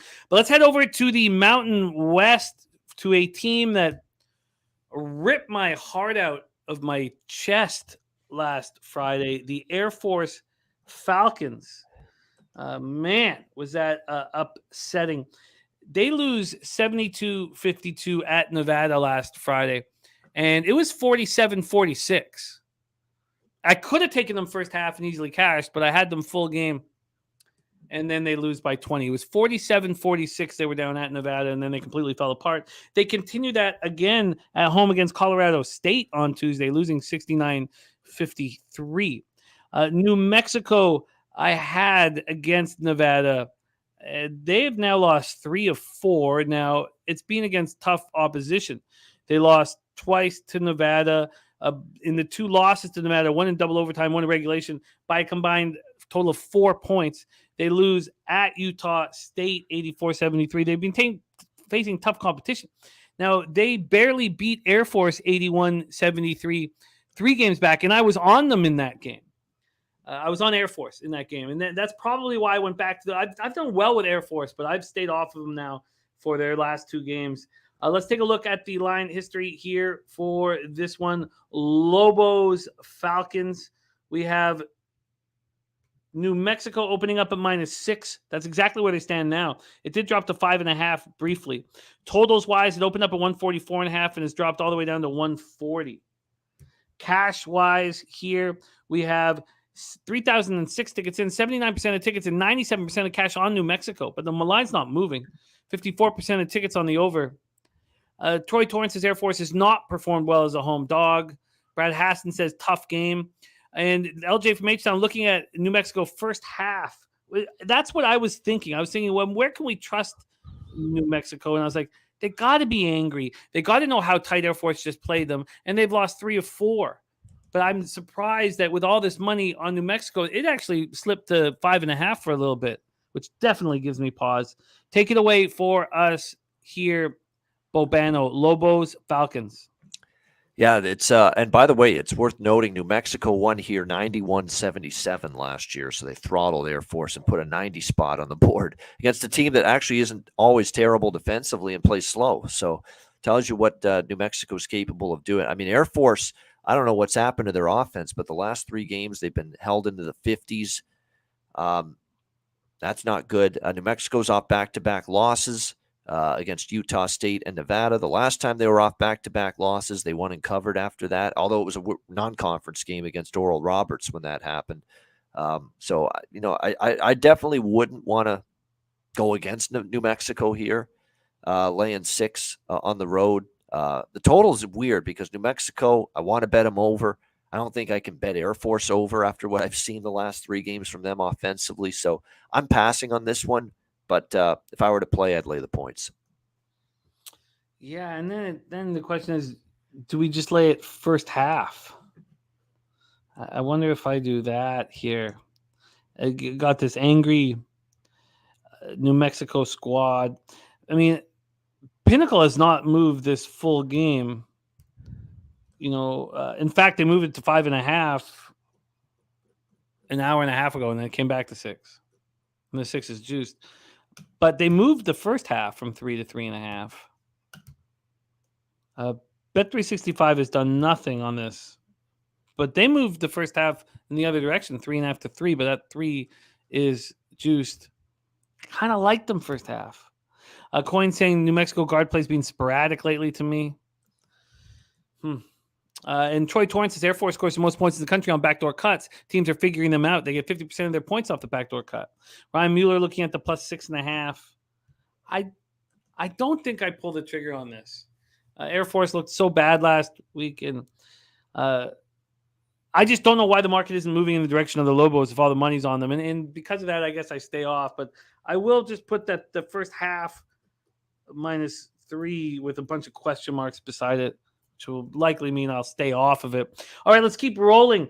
We head over back to the Horizon League. We just talked a little Mountain West, and we'll close up the show with Fresno State, Nevada in the Mountain West. Going into NBA will be an NBA in 9 minutes, starting at 1 p.m. Eastern, 10 a.m. Pacific with Dutch Boy Fresh. Let's move over to this spot, Northern Kentucky North. 15-10, 10-4 in the Horizon at Wright State Raiders. 15-11, 8-7 in the Horizon. We're at the Nutter Center. Let's take a look at what we are dealing with here.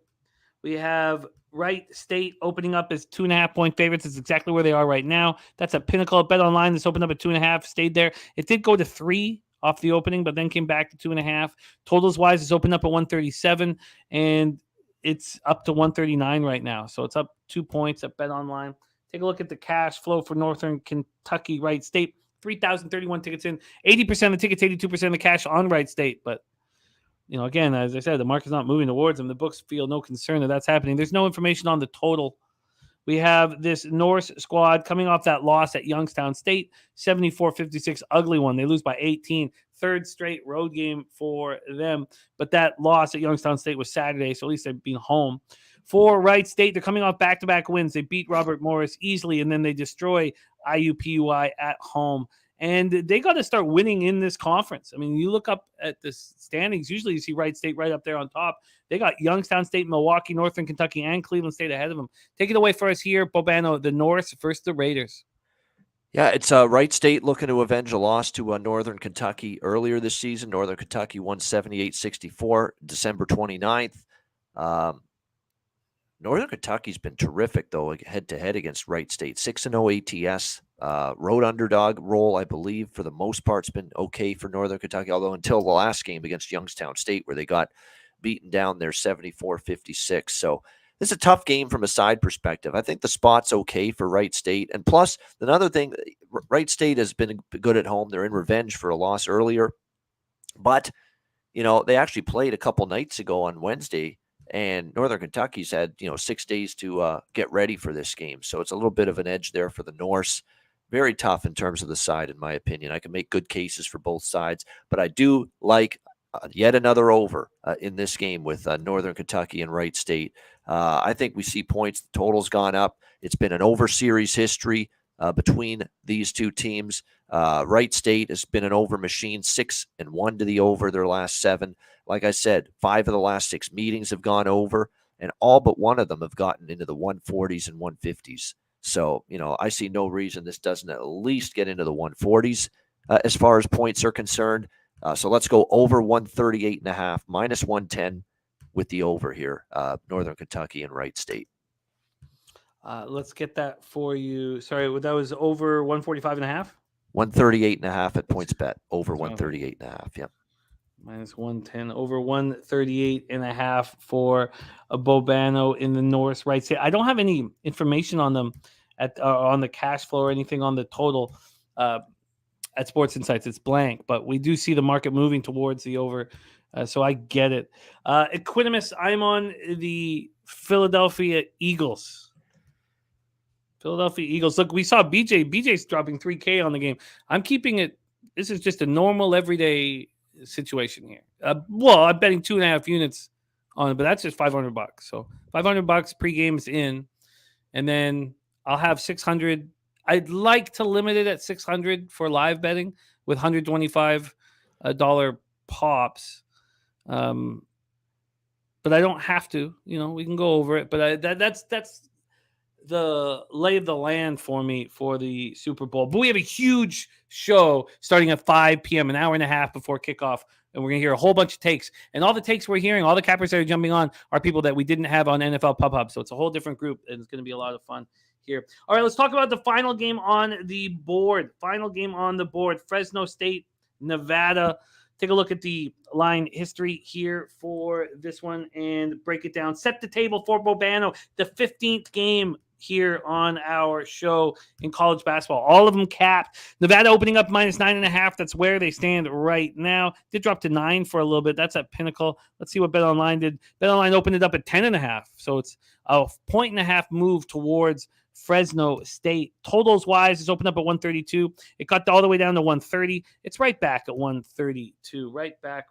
And LJ from H-Town is on New Mexico first half as well, a spot that Troy Torrance is on.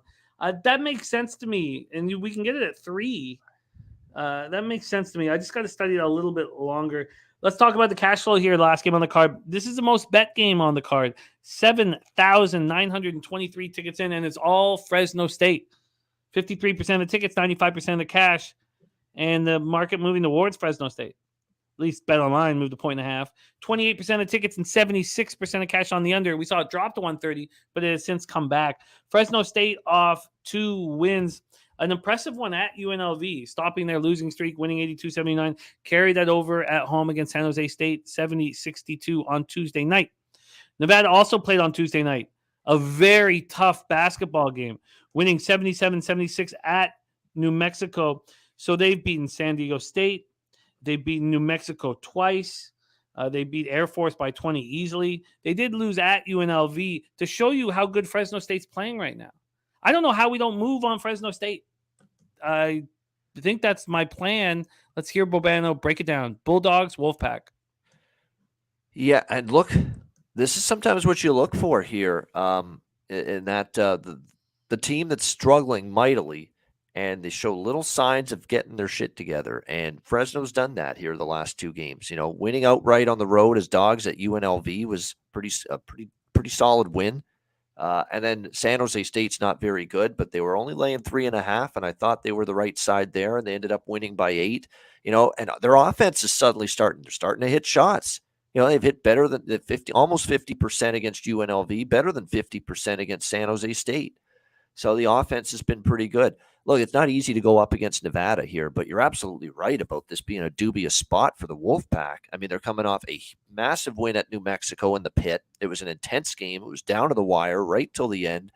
And you're turning around now and hosting Fresno. You've got a huge game coming up at Utah State, another one of the better teams in the conference. So I think it makes sense situationally all the way, you know, to look toward Fresno in this game. Plus 9.5. I do like that. I like the over here. Because Fresno's starting to uptick offensively the last two games. We know Nevada can score the basketball at home, and they push the pace a little bit. Fresno plays very slow, but that's also why the total's where it is in the 131 range. So let's go with Fresno plus 9.5, minus 103 at ProLine Plus, and over 131, minus 110 at Bet365. You got it, Bobano. You got it. I find it so difficult to believe. There's C. James in the house. Great to see you, buddy. I find it very difficult to believe here that Nevada is going to be locked in off the hop. I mean, that was such an intense game they just played against New Mexico, and they played it so well. Sure, they're a better team, and maybe Fresno's not quite as good as they've looked the last 2 games, but I just don't see it. I'm going to be on Fresno State first half here. And then maybe over 40 Fresno's been minutes. a thorn in their side. Their styles bothered Nevada. Last year, Fresno won at home against Nevada, and here in Reno, it was a 4-point game. Nevada won, but it was only a 4-point victory. So Fresno's given them some trouble. Are you saying that Fresno's given them so much trouble that they will be ready to go and locked in? I don't trust Nevada to be locked in after that New Mexico game. You know, I don't. After just because of the enormity of that win. You know, one of the better teams in the conference on the road. You come back home. Yeah, buzzer beater at the pit. I mean, come on. I mean, and now you're playing Fresno. And Fresno's got that. And when you're mentally worn down, physically worn down, emotionally worn down, you play this Fresno team that gets up in you, slows the pace down, grinds their way to staying in a game. That could be trouble here for Nevada here. In terms of winning by double digits, I mean, certainly they're capable of winning the game, but we're asking them to win by double digits in a spot that is absolutely not favorable for the Wolfpack, and a big game with Utah State coming up. So it's not only off the big win, but kind of a sandwich spot, because that's another huge game coming up for them at Utah State after this. Oh, this is been a long week with so much action, and I'm going to pour a stiff beverage for this game at 11 p.m. And it's going to be the only game very late at night, too. So there you go. I'm going to be all over it. I'm down in the basement. Lights off, shirt off. Friday night, midnight, 12:30 a.m. Fresno, Nevada game. You know, I'm all over that. And just give me the first half and I'll pick off. Yep. Let's review all action. That covers all 15 games. Thank you guys so much for rolling with us. Let's go over it. Bobano's got a ton of action, and I'm pretty slight. Again, we're coming off a tough Friday. Your next guest, Dutch Boy Fresh, back-to-back winning Fridays on this show. But we did a little bit of a ball drop. And this was the beginning of the peaks and valleys, it ebbs and flows, and it's so difficult to handle the roller coaster ride of emotions. Kent State, Buffalo Bulls. Bobano starts his card with Buffalo plus 4.5. I'm going to be on Butler first half. I'm going to be on Butler first half here.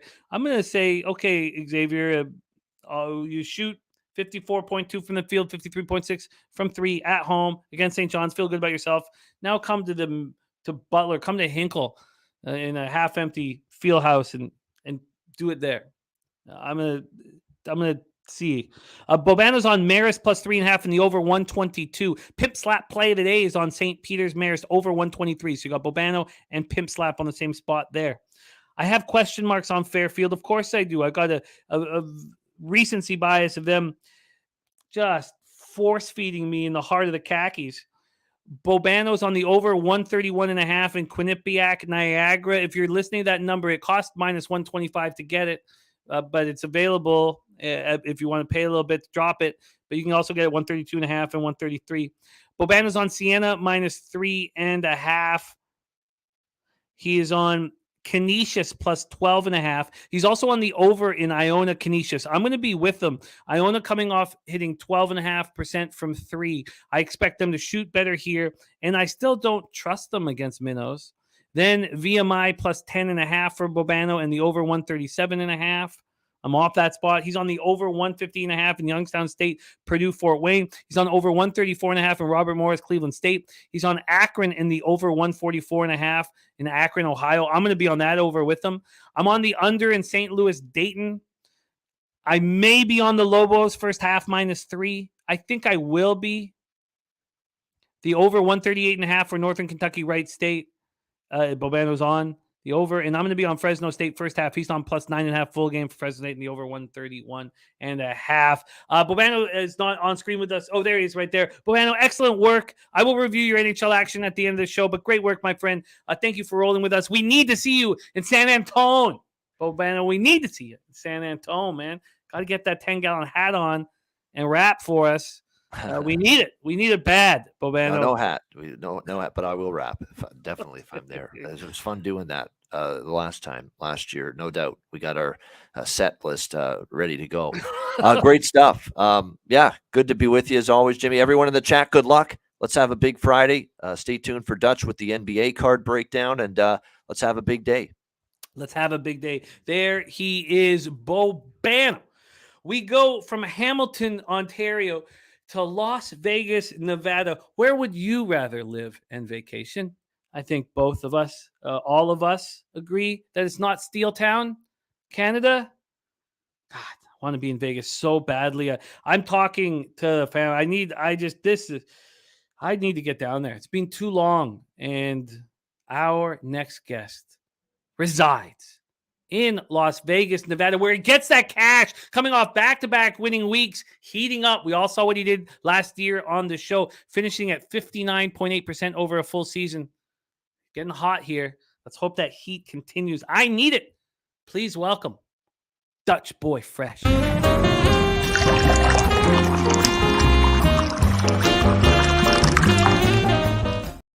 Dutchy, what's good? Jimmy the motherfucking bag. Salute to you. All the real ones holding us down in the chat. You already know it's all love. The NBA is a hell of a drug. And you're looking at the plug. Yeah, man. How we doing, Jim? I want to make money. That's what I want. I want I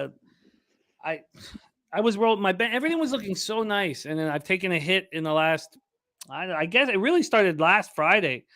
And so I want to be full of cash going into it's Sunday. Also, we're getting into for the thoroughbred handicappers, we're getting into the road to the Derby here. I want more commas. I want to see more commas in my action. And you're just the man to deliver that, Dutch. And we have a huge, giant card here today, man. This took a lot of work. It did. So Brenda saying Dutch hit 19 in a row last year. Yeah, you're right.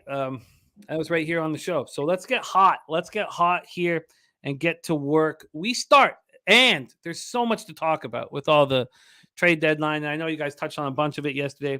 Let's get to work here. We start at 7 p.m. Eastern. The San Antonio Spurs, 14-41, 5-20 on the road at the Detroit Pistons, 14-42, 7-21 at home. We're at Little Caesars Arena in Detroit, Michigan. Nunez is hopping back on the road, but I'm listening. Respect. I love it. Let's go. the Spurs coming off their 10th straight loss, 112-98 at the Raptors on Wednesday night. They've lost 18 of 20. Over the past 5, they're playing at a fast pace, 103.10 possessions a game. Detroit, 1-4, playing at a pace at 96.60 possessions a game. Have you seen, I don't remember, Dutch, a team changing their pace so drastically in the middle of the year, or even close in the final third of the year. We're talking like 8 or 9 possessions a game slower all of a sudden. The Pistons are playing. And is the market adapting quick enough is the question. Playing at pace 96.60 possessions a game. Let's take a look at the line history here for this one. We have these Detroit Pistons opening up at minus, it's a bookmark at -3. They're now at -4. It did drop to 3.5 and came back to 4. Cash-wise for this one, we have 4,076 tickets in, 57% of the tickets, 56% of the cash is on the Pistons, 50-50 on the total, but 65% of the tickets on the over. Spurs are going to play their first game since trading Jakob Poeltl to Toronto. Great to have Poeltl back. We're excited. And it's what we've been missing. But we'll get to that when we talk about the Raptors. So they trade Poeltl for Khem Birch, Canadian kid, Montreal boy, protected 2024 first-round draft pick, 2 second-round picks. But in all likelihood, those picks are probably going to be good. We could go over how they're protected, but they're going to be good. Spurs also picked up Devontae Graham and draft picks for Jay Rich. I was a little surprised that Devontae Graham's just kind of fallen to this point where he's just not needed on a good basketball team. The Pistons traded Sadiq Bey and Kevin Knox. They bring back James Wiseman, and they were held to a season low in points in their last game, 113-85 at the Cavs on Wednesday, and they've been getting destroyed in the paint. So they're hoping that Wiseman will fix that. But they got out-rebounded 50-32. They gave up 70 points in the paint to the Cavaliers. And look, I mean, those are two special talents in Allen Mobley, but they have not looked good. And I find it difficult to believe that Wiseman is the answer here. I mean, you're going to have Wiseman and Bagley. It's just at some point you can say, look, people were wrong. But we'll see. And I'm interested. Take it away for us here, Dutchie. Spurs, Pistons. Yeah, Jim. Shout out to see James in the building. Fat Wally as well with the kind words. I see you, my guy. Good to see you. Yeah, man, we're gonna talk a lot of basketball today. We are. I got a 5-piece for you motherfuckers, but I'm not talking about this motherfucking game no longer. I got absolutely nothing for this one, Jim.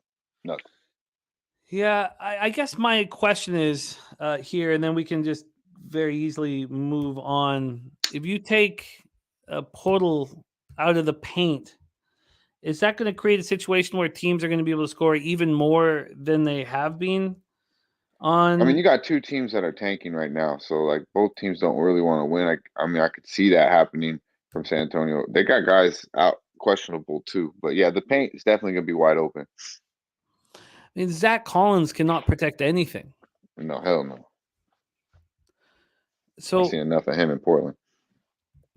And then I guess it's Spurs money line in the under, but are you saying, Sky Dragon, that you like the Spurs here because if it's a bum fight, you take the bum that's going to get a little bit more cash? Right. There's no fucking way that Detroit should be you laying 4 with Detroit. So it's San Antonio or nothing. But yeah, there's a huge card today. There's really no reason to bet on this basketball game. This total at 235.5. It's been a 6-cent move to the over. I'll move past that. I just want to make sure that I know you love this shit, Jim. I know you love these games. I do. Wow. I do. I broke down almost every single one, but I had to give a couple just straight backwards, man. Come on, it's a big card. Yeah, I'm ready. I'm ready to bounce past it. I'm ready to bounce past it. I think I am. Something tells me you'll come back to it later in the day. Okay. Let's move on. 7 p.m. Eastern next up. Phoenix Suns 30-27, 11-18 on the road. At the Indiana Pacers, 25-31, 17-12 at home at Gainbridge Fieldhouse in Indianapolis, Indiana. Let's go to the line history here for this one. Phoenix, Indiana. We have Phoenix opening up as 1-point favorites. They're now 2-point dogs. That's a pretty quick, brisk move. But let's see what the money line is so we don't get. Oh, it's a big one. This is a -1 to a +2. That's a big one. -112 to +119. That's legit. That's a big one.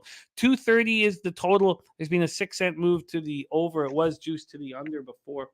Let's take a look at the cash flow on this one. 7,260 tickets in, 53% of tickets, 91% of the cash on the Pacers. Then you have 54% of tickets and 93% of cash on the under, but the market not moving there. Suns 3-2 over the past 5, playing the pace 100 possessions a game. It probably shouldn't be talked about with all the changes they made. Indiana 1-4, playing the pace 98.70 possessions a game.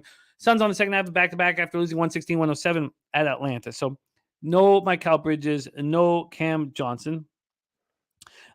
Jake Crowder's been on all year anyway, so that's nothing important here. There was some people thinking that KD could play. I was like, no, there's no chance he's going to play. I believe. I was like, no, he's not even going to be in the All-Star event. He's still hurt. Yeah. He's still hurt. Yeah, I'm completely with you. So Pacers coming off their second straight loss. Halliburton held to 11 points. You know that he's just champing or chomping, however you want to call that line. Last night, Paul 15-8. I expected a lot more from him, but I guess he's just gonna wait. They're in cruise control right now. Yeah, Okogie scored 25 against Atlanta. Take it away here for Suns Pacers. Yeah, man, I was breaking this card down last night. I locked in the Pacers plus 1.5, minus 115. I like the look. I still like the look. I just think, the Suns don't give a fuck. I said it yesterday on the show. They didn't give a fuck about the Atlanta game, but you kind of missed the boat if you didn't get it. Atlanta still handled business.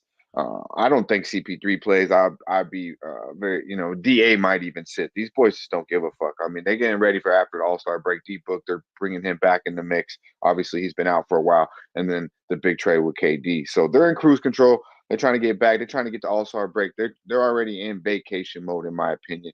And they have been winning, and they've been playing very good basketball up until this point. So they kind of honestly at this point can't do this. Now, the Suns are 2-5 ATS, last 7 on 0 days rest, and the Pacers, they played pretty gritty there in in Miami. Then they covered out, they did cover the 6.5, I believe. Played solid basketball game, but I do believe Halley will bounce back. They are solid against the number at the crib as well. 9-4 ATS, last 13 at the house. I think the Pacers win this basketball game quite easily. So I did take the plus 1.5 last night just in case. I thought it was super value. Obviously, the line has moved quite a bit now. Well, let's lock this in for. Do you want? Because I mean, you get the beautiful number at +1. Do you want it at 2? -2. I mean, you don't have to take it. Yeah, there's a -2 out there. Yeah, there's a -2 with a regular VIG -110. Yeah, I think the Pacers smack these boys around. I'm not gonna lie to you. I just extreme value at +1.5. So I was like, let me just play it safe. But yeah, we'll do it. I like this play. All right, it makes perfect sense to me, your plan here. So I like it. Dutch, I want to roll with you on this. Pacers -2, -110. Brad Hassan looking at the Turner double. Let's keep rolling. Next up for 7 p.m. Eastern, New York Knicks 30-26, 16-11 on the road at the Philadelphia 76ers, 34-19, 20-8 at home. We're at Wells Fargo Center in Philadelphia, Pennsylvania. Let's take a look at the line history here for this one. We have the Sixers opening up at -6. They're now -6.5. That's where they stand right now. Totals wise, this opened up at 222.5 and it's gone up to 223.5. Take a look at the cash flow for this one. 10,215 tickets in. 33% of tickets, 51% of cash on the Knicks. Then you have 40% of the tickets, but 92% of cash on the under. Knicks playing at a very slow pace, 3-2 over the past 5, 95.14 possessions game. Philadelphia playing at 98.80 possessions game. So both teams playing slow. BJ says he's all over the 76ers. Knicks come in off their second straight loss, second straight win. Sorry, I said that wrong. Yeah. Second straight win in 3rd and 4 games, 102-98 at Orlando on Tuesday. Brunson went for 25, Randall 22-14. They pick up Hart, who we expect will like being back with Jalen Brunson. They were teammates at Nova. I don't expect Hart to play tonight. It's unclear if he will be available. I don't know if Dutch knows. Sixers coming off their second straight loss, 106-99 at the Celtics on Wednesday. It was such an underwhelming performance by them. Embiid going for 28. He just looked lackadaisical at times. Harden 26-11. It's then they trade Thibault, which I don't fully understand, but they bring back Jalen McDaniels, who's averaging 10.6 and 4.8 boards. Take it away for us here, Dutch. Knicks, Sixers. Okay, yeah, Jim, this one's the toughest game for me on the card. Because last night I really wanted to bet the Sixers at 5.5, and I hesitated because some of the things just kind of stood out to me. I looked at it as a spot where obviously the Knicks just beat the Sixers in New York on Sunday. Very recently, close game. The Knicks were actually down by double digits in that game, and they found a way to win at the crib. And then they've already beat Philly at the crib this year earlier, a 2-point win in Philadelphia early this year without Joel Embiid. So you're like, man, they're really going to go into New York. This should be a smack spot here for Philly. And they're 17-6 against the number last 23 at the crib. So, we've talked about it. Sixers are a bet on team at the house. But then you look at the Knicks, man. And then let's kind of continue here with the Sixers. But they did have a 3-game road trip. First game back, only 1 game back at the crib. So these are things that start. I'm like, what? Do I really want to rush to back the Sixers here? And then the Knicks are gritty as fuck on the road. They're 18-9 on the road. They against the spread. 18-9 against the spread on the road. They're on the road. The average win is 1 point per game, and the average loss as a dog is 2 points per game. So I believe this number is pretty fucking sharp, Jim. I don't think the Sixers lose this game. But I do believe the Knicks will be in this basketball game. I'm unclear regarding Josh Hart. I tried to get some information on that. All I seen was his ass playing some bullshit Ja Rule shit. Welcome, about New York. Other than that, I don't know if he suits up tonight.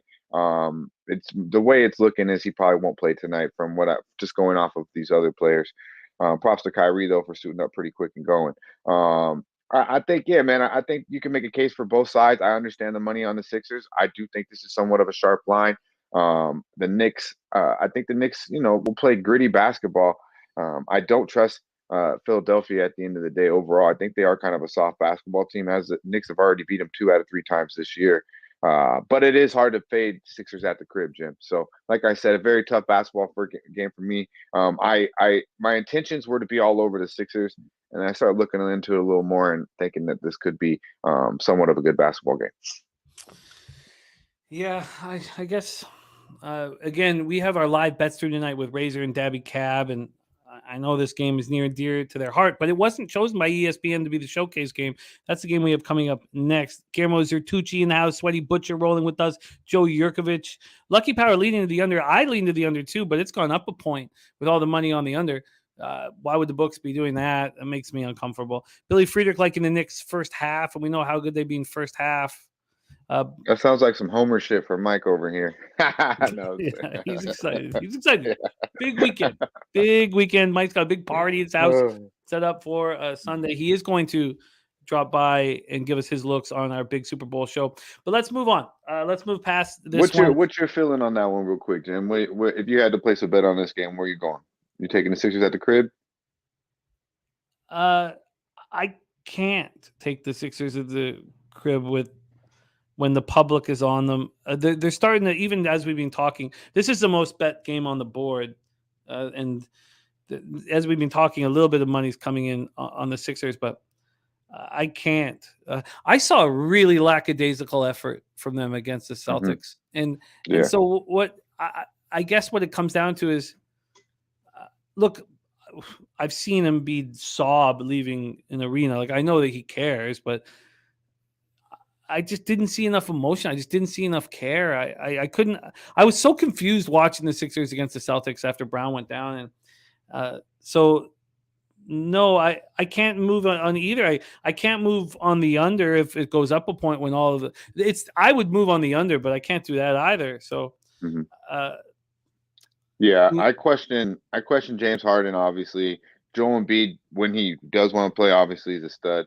But it's a matter of when he does. And then I'm not big on Glenn Rivers as well. So overall, I do not trust the Sixers, and that's why I was on the Leprechauns -4 the other night. Oh, that was great. That was great. I was not. Yeah, I was pretty much on a solo mission. Me and Mr. Trifecta, Nasty Nate, was pretty much it. Oh, it was great. All right, Astute Chaos liking the first half over. It's part of a parlay for him on first half overs with Cleveland Pelicans and Milwaukee Clippers. That's at +604. Mike M looking at Grimes under 15.5 points, rebounds, and assists. So that's going to be a game that's going to be talked about heavy with everybody on our live stream tonight. But this is the game that is on ESPN. It's easily accessible, so they're going to probably focus on this one, and it's an ugly one. I was hoping they were going to change it, but they didn't. 7:30 p.m. Eastern, Charlotte Hornets, 15-41, 8-24 on the road at the Boston Celtics, 39-16, 21-7 at home. TD Garden in Boston. We have these Hornets playing ugly basketball. 0-5 over their past 5, 102.50 possessions a game. Boston 4-1, playing at a pace of 96.00 possessions a game. Jaylen Brown going to be out. We expect to at least the All-Star break after running into Tatum's elbow. Boston opening up at -10. They're now at -11. This total up 230.5 is dropping to 226. And then cash-wise here, we have 6,165 tickets in, 32 in tickets in cash on Charlotte, 34% of the tickets and 66% of cash on the under. Market nervous about that. LJ from H-Town says Boston third quarter, Boston 5-0 last 3 quarters, or the last third quarters. Hornets dead last in the third quarter, scoring last 3 games. I don't know why I keep betting the Hornets. It's just, I don't know. I don't get it for the life of me. I don't fucking get it. There's been times when I'm like, I'm not going to bet them. And then it's like, 45 minutes, like, and I'm like, what? And then I'm sitting there beating myself up like this shit basketball team. I just often see them having like, they looked so bad against Washington, and they looked great in the first half. And look at LJ giving us the stats of what happened in the third quarter. They fell apart in the third quarter. But I'm watching half that game like, I'm going to catch this. They're last in 3-point field goal shooting in the league at 32.1%. I mean, that's a big problem. Boston comes in off that second straight win, 106-99 at home to Phoenix. What's that? That was 106.99 at Philly. I don't know what I'm writing there. No Jaylen Brown, as I said, and Tatum is questionable with a non-COVID illness. But by the line, I imagine that. Yeah, he went through shoot around, so. Okay, yeah, so he's good to. Sorry, did you say he missed it or he's? He went through shoot around. Okay, yeah, so he's good to go. Marcus Smart ankle's going to miss his 9th straight games. Al Horford and Robert Williams are probable. I'm sure they were there. They traded for Mike Muscala. I kind of like that move for them. And they beat the Hornets 140-105 on November 28th. Then they traveled to Charlotte on January 14th and beat them 122-106. Does this team just have no heart whatsoever? Yeah, I mean, this will be the test right here. They've beat them 3 straight times, as you mentioned, this year already, all by double digits, and the last 2 by pretty good fashion. So to me, it's Boston or nothing. I don't give a fuck who's out there. They're gonna score. So maybe Boston team total. But yeah, I mean, I guess if you think that Charlotte's gonna show any heart, I mean, it's gotta be now. You lost 3 straight times to these boys. Twice by ridiculous fashion, so you would expect them maybe to show up a little early. I'm not getting cute with it. It's Boston or nothing for me, Jim. Oh God, I just hate that I want to bet the Hornets first quarter or first half. I don't know what it's a sickness. It's a fucking sickness. Max Weiss and Mason Plumlee was the only player who tried, and he was gone. You know what? I don't want to watch him try anymore. How about that though? I don't want to watch. They are missing 2 starters as well, too, Jim. So that's a good point. Mark Williams at center. And they still got LaMelo Ball, Rozier, Hayward, and Washington. I mean, this isn't the worst team in the world to have Mark Williams at center for. But look, maybe you take my bad, Jim. Maybe you take Razor Sharp's pick. If you want to bet the Hornets, he's been cashing with the PJ Washington prop over 3s. There you go. Yeah, I don't want to do that. I know. I'm like, what the fuck is this? Put in cash, though, so keep it going. Razor. I was like, out of all the motherfuckers to bet on, it's PJ Washington 3 prop. My guy finds him, though. He finds him. Yeah, man. No, he digs deep and he gets the cash. I guess I just have to do nothing here. But, man, Billy Friedrich saying no more Hornets bets. AOD saying Jimmy needs a shot. That's what it's become. Oh, Sky Dragon is on the Knicks plus 6.5. I don't want to watch Plumlee hustling anymore. Why don't you go down to YMCA and hustle? You're terrible. All right. let's move past it. Although I am interested in the Hornets for scoring. 7:30 p.m. Eastern. Next up for us, Utah Jazz 27-29, 9-17 on the road. Toronto Raptors 26-30, 16-12 at home. Scotiabank Arena in Toronto, Ontario. I was very interested what this line would be set at. We got completely. We only lost by 3. We pushed in Utah, but if you watch that game, Kessler was all over us. He just dominated the game. Marketing was excellent too. We had no answer for the 7-footers. Now we got Podol in, and he's here. So the trade was made when they were, when the Spurs were playing the Raptors. So he's back in Toronto. We're very excited to have him back. And I saw now it's at 7.5. Bet365 had this up at 8, and I was surprised by that. I had in my head, I was like, this will be a 6.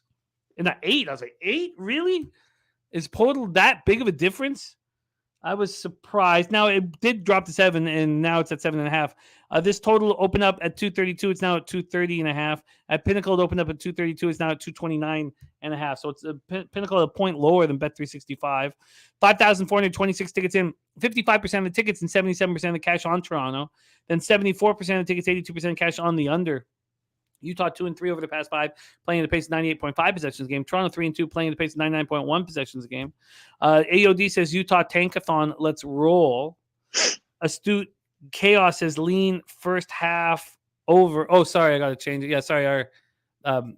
Sorry to confuse you, Eagles, my line spread, and I apologize. And Jose's got a big interview for World Baseball Classic, so he had to bounce here.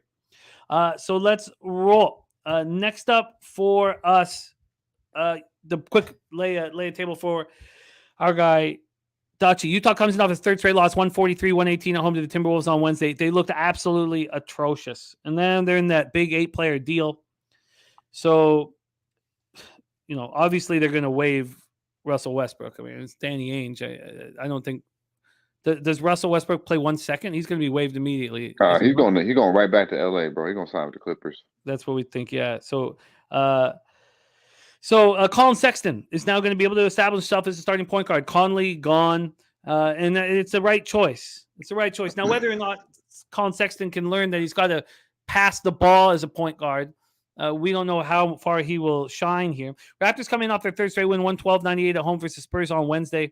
I was on that Raptors first half team total under, which cashed very easily. And now they have Podol, 12.7 boards, 2 steals in 28 minutes for the Spurs. In the end, I guess I would have preferred to see them kind of start over. But as a fan, I'm excited. And Dennis said, bet the Raptors to make the playoffs. He got it. It was plus 200. When I got to betting it last night, it was plus 180. But I bet it. I understand that playing game. I don't know if I'll be confident when they get into the playing game. I don't know if they can make that 6th seed. I know we're going to try for it, but in the end, I guess I don't know why they asked for so much for Anunoby. I wish they asked for less and got, let him go. But I trust Masai. Take it away for us here, Dutch. Jazz, Raptors. Yeah, man, I think this is a Raptor spot here. I did want to talk this game out with you because I already did have 5 plays, which is a lot for me. But I like a Toronto awful lot here. You did touch on it. They lost by 3 recently in Utah. Vanderbilt, motherfucking Beasley, and Conley combined for 40 points in that game. So you're automatically 86 in that out of there with 3 new pieces coming in and losing that. And then, of course, Toronto did nothing but add to what they had. They are 7-1 ATS last 8 at the crib, and Utah's 0-4 ATS last 4 when they traveled north. I think this is Toronto all over. I looked at it at 6.5. Then when I went back, it was 7.5, I believe, at BetMGM. So it's creeping up. I like Toronto here, though. I think Toronto early. I think this is pretty much a smash spot for Toronto. I think they got a good vibe going back. The boys didn't lock up they didn't break up the brand, so to speak, and they actually went and got something that they really need, which is a big band in the paint. So obviously they need more, and I agree with you that OG should be the guy that should have went, and they should probably got some more shooting for him. But as a team, they're probably pretty happy that they're together and they didn't lose their any of their so-called friends. So I like Toronto here, Jim. I do. I think they handle business against a Utah team who struggled of late and who's missing 3 key pieces. Obviously, adding some new pieces to the starting rotation as well. I guess Clarkson's game time decision. Yeah, I get it too. It's just, you feel like it's just a little bit too many points here. Yeah, so I was thinking maybe first quarter, first half here. I was hoping more like around 6, like you said. The 6.5, I was tempted to buy it down to 120, and then it just went and then it shot up before I could even get back to the window with it. But yeah, first quarter, first half is probably good money here with Toronto. Probably, yeah. 2.5, slightly juiced for first quarter. The 4 at halftime. I'm interested to see what happens now that they're all together. So yeah, this might be one of those games where you sit back and see, but I wouldn't be surprised if they're up 15-20 by second quarter, third, early third. I just think Utah's, like someone in the chat said, tank mode. I think they're definitely Danny Ainge is definitely going to start doing his thing. Obviously, he already started and got the motherfucking treasure chest for Rudy Gobert. He's the man. Yeah. All right. Yeah. I guess the first quarter, first half, I'm more comfortable with. Be well, Sweaty Butcher, my guy, and Sammy Comer just bet the first quarter -2.5. So yeah, Sam Miami. Yeah, I like that look. I think I'm going to get involved. I think they're going to be excited to have Portal. This is the type of team that's been hurting us so badly. Now we have an answer for them. Did you want to make anything official here? I think I like that first half -4. I haven't bet it yet, so if I do bet it, I'll add it when I tweet out, and I'll add it. I'll tag you if I do, Jim. Okay, and let's just see if there is a 3.5 anywhere, and there's a no. There's a 4.5, no 3.5s. Brad Hassan says can't take Utah on the road. All right, let's move on. Next up for us, Houston Rockets, Miami Heat. Rockets 13-42, 5-22 on the road. Heat 30-25, 18-9 at home. Miami-Dade Arena in Miami, Florida. I'm just going to get something up here quickly, just something for as we break down this one here. I'll set up the breakdown, but while I'm doing it, I'm going to get this popping up here. Let me get this up. Here we go. I would like just to say something here quickly. And where is it here? I know I'm going to have it here. You're going to get 3.5 at 115 at BetMGM right now for that Raptors first half. Oh, see that? I'm interested in that. I think I'm going to make that. If you could lock, I'll make that official. I'm going to bet that right now. Okay. Let's get up here. Here we go. So what are you making official here, Dutch? 3.5 Raptors first half -3.5 -115 available at BetMGM right now. -115. I usually don't bother, because we're all going to get negative comments and pay. I mean, it's just part of what we do. But another part of what we do is we have everything transparent and accountable. So when the capper comes in and says something negative, who cares? We get it all the time. So Kevin Lee saying Dutch is so bad. Last year, Dutch went 55 wins and 37 losses on our show. He hit at 59.8%. He was up 15.72 units. At one point, he won 19 straight bets on our show, and his ROI was 17.09%. And it was the best single performance that I've had of a guest in 5 years of doing it publicly. So I'm just I appreciate that, Jim. We don't need to mention anything else, and we're gonna it's just part of what we deal with. We're gonna have guys that give us negativity and hate. And he's a troll, I think. I've seen him a couple of times, but you know what, Jim? I appreciate that. You're a real one, my dude. But it takes hate to be great, my man. You know, it takes hate to be great. So hey, hit the motherfucking like button while you're here. Appreciate the view, you fugazi motherfucker. Let's go. Let's roll. Next up for us is 8 p.m. Eastern. Houston Rockets 13-42, 5-22 on the road. At the Miami Heat 30-25, 18-9 at home. We're at Miami-Dade Arena. So Rockets coming off their 4 straight loss, 130-128 at home to Sacramento on Wednesday. Let's take a look at what we're dealing with. The best case scenario when we're dealing with Rockets games is when a team just couldn't care less that they're playing the Rockets. They take them lightly, and there's money to be made. Here, the Heat opened up -10.5, and now they're -12. -10.5, -12. Let's go over to the cash flow for this one. We open up at 225.5, and it's dropped all the way to 220.5.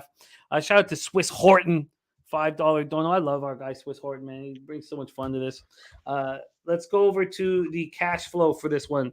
This Rockets Heat one. We have 6,623 tickets in. 54% of the tickets, 62% of the cash on the Heat. Market moving towards them. 53% of the tickets and 97% of cash on the under. The Heat snapped their 2-game losing streak with 116-111 win at home over Indiana on Wednesday. They've won 7 straight at home. And Bam is playing out of his mind right now. He's just playing so good. Everybody was surprised if the Heat did nothing at the deadline. Everybody was surprised by that. I was surprised. KPJ still out for the Rockets. Jalen Green getting a lot of run with him being out, and Alperen Sengun as being excellent. The native Turkeys being just so good. So take it away for us here, Dutchie. Rockets, Heat. Yeah, man. Appreciate the real ones in the chat showing love. I have nothing on this game, to be quite honest with you. I did think these would make a move. I would thought they would try to get Hero off. I think he still has some pretty extreme value. But maybe not. Lowry's obviously unhappy there. It's Heat or nothing here, but it's a big number. Houston did play a tough game and got really fucked actually by the refs in that game. If you watched it against Sacramento, so maybe they're getting some calls today. I don't know if it's going to travel to South Beach, but they definitely at a certain time should be getting some sort of calls because they got robbed at the crib in Houston. If you ask me, that was not a foul. So yeah, but 12 points here. Miami has been playing back to a little bit better basketball. I thought there would be a spot for them against Indiana. They had times where they looked like a team that I thought we could be betting on, but at the end of the day, they didn't cover there. So I wouldn't be in a hurry to lay 12. But man, Houston's got to be pretty tired after that game against Sacramento, and they're missing a lot of pieces too. So that it's not like they have a lot of legs, a lot of horses, to be quite honest with you. So young team in South Beach, Super Bowl weekend, they might be already thinking about some other type of things. Yeah, I get it. I still find it difficult to have interest in them here. Joe Yeager says Miami 9-17 against the spread at home, win by 13. No way. Yeah, let's just move past that one. We have a huge card here today. Let's move on. Next spot on the board, 8 p.m. Eastern. Minnesota Timberwolves 30-28, 10-16 on the road at Memphis Grizzlies 33-21, 22-5 at home. We are at FedEx Forum in Memphis, Tennessee. Minnesota 3-2 over the past 5, playing at the pace at 104.13 possessions a game. Memphis 2-3, playing at the pace at 98.90 possessions a game. Take a look at the line history here for this one. We have Memphis opening up -6.5. Now they're -7. Total wise, opening 236, dropped to 234.5. Take a look at the cash flow for this one. Lee Davis looking at the under, market moving towards the under. 6,470 tickets in. 79% of the tickets, 90% of cash is on the under. Then for the spread, you have 62% of the tickets on the Grizzlies, but just 32% of the cash. Grizzlies just not trusted right now. What a change in a month, Look, Steven Adams makes them tougher. I mean, we know that. And Tillman, Aldama, Brandon Clark, it just doesn't cut it. They're just not. There's a big difference here. And then you have all these teams in the West reloading, and the Grizzlies standing pat. Talk about the Wolves here, coming off their second win in 3 games, 143-118 at the Jazz on Wednesday. They send D'Angelo Russell, Beasley, Vanderbilt to the Lakers, Russell Westbrook in the first-round pick to the Jazz, and Conley, Nikhil Alexander, Walker, and 3 first-round picks to the Minnesota. I shouldn't say 2-2, but that's how everything works out. I thought Nikhil Alexander Walker was going to be very good. That doesn't seem like it's the case here. Shockingly, I really thought he was starting to be a special talent. So they have Conley and Alexander Walker now with Ant Edwards, Jalen Noel. I think that's a strong backcourt. We still have Cat playing video games somewhere. Rudy Gobert, groin injury. Kyle Anderson, back injury. Austin Rivers didn't play against Utah. Garza coming in off a career-high 25-point performance against the Jazz. Grizzlies snapped their 3-game losing streak with a 104-89 win at home over the Bulls on Tuesday. They're 2-6 since Adams last played January 22nd. Brooks is back in the lineup. Ja came back to the lineup. Ja went for 34 and 7 assists in that win over the Bulls. Take it away for us here, Dutch. Wolves, Grizzlies. Yeah, man. This to me is a clear Grizzly spot here. Could be completely wrong, and I'm sure a lot of people are gonna like the Wolves here, but I think it's Grizzlies, man. I honestly, it has a lot to do with the trade and shit. If you ain't been, I'm sure you've been paying attention. Jaw's been getting through the fucking coals, break through the coals of late, not only for his gangster antics, but as well as what he said about the West. So I've been seeing everything. All I've been seeing is pretty much shots at Dylan Brooks and John Morant, and they ain't really even been in no trade rumors. So, or the Wolves ain't even really, or excuse me, the Grizzlies haven't even been part of any trade. So. I think they've been hearing their names talked about, and these boys are going to show up tonight against the Minnesota team who's had their way with them 2 straight times. They've lost 2 straight to Minnesota in Minnesota. It's clearly a Grizzly spot here. They did beat the Grizzlies. The Grizzlies did beat the Timberwolves earlier this year in Memphis by 11. So they're 1-2 this year. I believe they'll even it out and smack these Wolves around. D'Angelo Russell, not a big fan of him, but he was a big piece to this team. I do not trust Minnesota whatsoever. I do think Grizzlies have been suspect of late, but I do think they're a better basketball team. I bet them at -6.5. Just give me the best number we can get here full game. The Grizzlies at home win by an average margin of 10 points per game. They're 16-10-1 against a number at the crib. I'm looking for Memphis here to simply put it all over Minnesota tonight. Not only pissed off at a team that beat them 2 straight times, but also just a little angry at what they've, what's been going on through just the NBA talk, the social media outlets. I think you're going to get a major game from John Morant tonight, and the rest of the boys at the crib will handle business. Memphis Grizzlies full game. It's good money. You can get the 7 for very low vig, especially at 5 dimes, almost no vig. But I'd just be very curious to see what Pinnacle's offering that 6.5. That's what you bet it at, 6.5? Yeah. Let's just see what it is quickly before we move on to the next spot on the board. If you want them at 6.5, -115. Yeah, let's lock it in.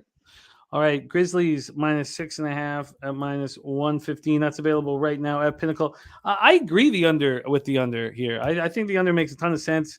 You have a Memphis squad that's pace has slowed quite a bit down, and then you have a Timberwolves team that can't possibly be in any kind of rhythm here offensively. I mean, can they? I mean, what?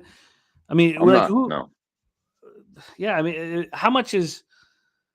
I guess at this point, I mean, let's just go. What do they have as the starting lineup here for at RotoWire? Let's just see what they've got listed here, because they have Conley who's a game time decision. I mean, I don't even know if Conley's going to be out there. Now, Conley is a nice pass first point guard, which could probably help for the short term. I'm sure they're not going to want him for the long term. But I get it. Jarek White looking at a possible trifecta here. Did you think about moving on them early? Yeah, I think it is. I think it's a trifecta spot. I do. I think Memphis gets out start to finish. I got a lot of plays on today, so I think for full quarters, they'll definitely put it on them. But I do think first half, first quarter, Memphis is good money. Well, I'm gonna be on this under. That'll be my my spot on the game. Unders have not been very good in sports, on the hardwood at least lately. But let's move on. There we go. We're gonna move on to late games here now. Next up for us, 10 p.m. Eastern, we have the Cavs, 35-22, 12-16 on the road at the New Orleans Pelicans, 29-27, 29 at home at Smoothie King Center in New Orleans, Louisiana. Yo-Yo Mendes says Wolves just put up 140 on the Jazz. Yeah, but now they have new personnel and who's going to be playing the point, but also he's saying different intensity between the Grizz. Yeah, well put. Cleveland 4-1 over the past 5, playing the pace 96.5, 0 possessions game. Pelican 3-2, playing the pace at 98.9, 0 possessions game. Let's go to the line history here. Pelicans open up at +1.5. They're now +3. Total wise open up at 223.5. It's now 223. And when we go over to the cash flow on this one, 9,578 tickets in, 44% of the tickets, 68% of cash on the Pelicans, but market moving the other direction. Then it's 50-50 with the ticket count, but 64% of cash is on the over. Cavs come in off that 4th straight win, 113-85 at home over the Pistons on Wednesday. No Mitchell, no Garland, no problem. Dominant performance. Jared Allen and Mobley were just completely dominant in the front court. We already talked about that in the Pistons game, in the Pistons breakdown. Pelicans coming off their 3rd straight win, 160-107 at home over Atlanta on Tuesday. Zion and B.I. both missed the game due to injuries. Zion gone at least until after the All-Star break. And then BI, is he going to be in at this point? Yeah, he's playing. He is in. So BI is in. And Devontae Graham out and Jay Rich in. So veteran presence, I can see it would help. I don't like seeing Devontae kind of fall off the way he has. I did believe in him. Take it away here for us, Dutch. Cavs, Pelicans. Yeah, man. This game has the exact same feel to me as a recent game as when I was on the Pelicanos against the Hawks. I think a lot of people are going to like the Cavs here, and I think the Pelicanos got a taste of winning after losing 10 straight. And I think they like it, man. They're going to go in with some momentum. They got that vibe at the crib. I just simply think that the length is going to be an issue. Now, yeah, you got Mobley and Jared Allen down low. You know, Big Val's a big boy, but yeah, I understand maybe you could look at that from an aspect of having height. But when it comes to Garland and Mitchell, you got 2 6'6", 6'1" guards. You got Trey Jones and Herbert, Herbert, and you got and Trey Murphy to guard these boys. I mean, you got everybody on their team outside of CJ McCollum is 6'7" or taller. I mean, long, lengthy. I think they're going to swarm these boys. Give Mitchell and Garland, who are also a little beat up, I believe they're going to give them trouble on a defensive perspective. And I simply believe BI and these boys, CJ, Big Val, are going to be too much offensively. My number one thing for the Cavaliers are they're a little soft, and I don't think I think you go into the Pelicanos, they're going to be long, lengthy, and a good. They got a vibe there where they're finally winning, a taste of it. Young basketball team. BI is one of the more talented offensive players in the game. He's get you 30 as long as he gets his touches. So I like the Pelicanos here. I really do. I see that +3 at William Hill. If you can give me the 3, I'll lock that in. The Cavs have been somewhat suspect on the road this year against the number 11-15-2 against the number on the road this season, and 1-7 ATS last 8 in New Orleans.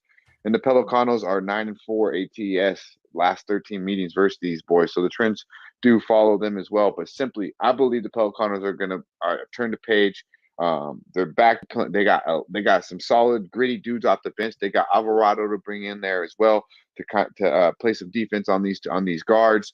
Rubio is out. I believe they do have LeVert back, but I don't think Allen and Mobley are going to be enough. I think they'll contain Mitchell and Garland, who are going to play tonight. They will play tonight, and that's why this line has went up, I believe.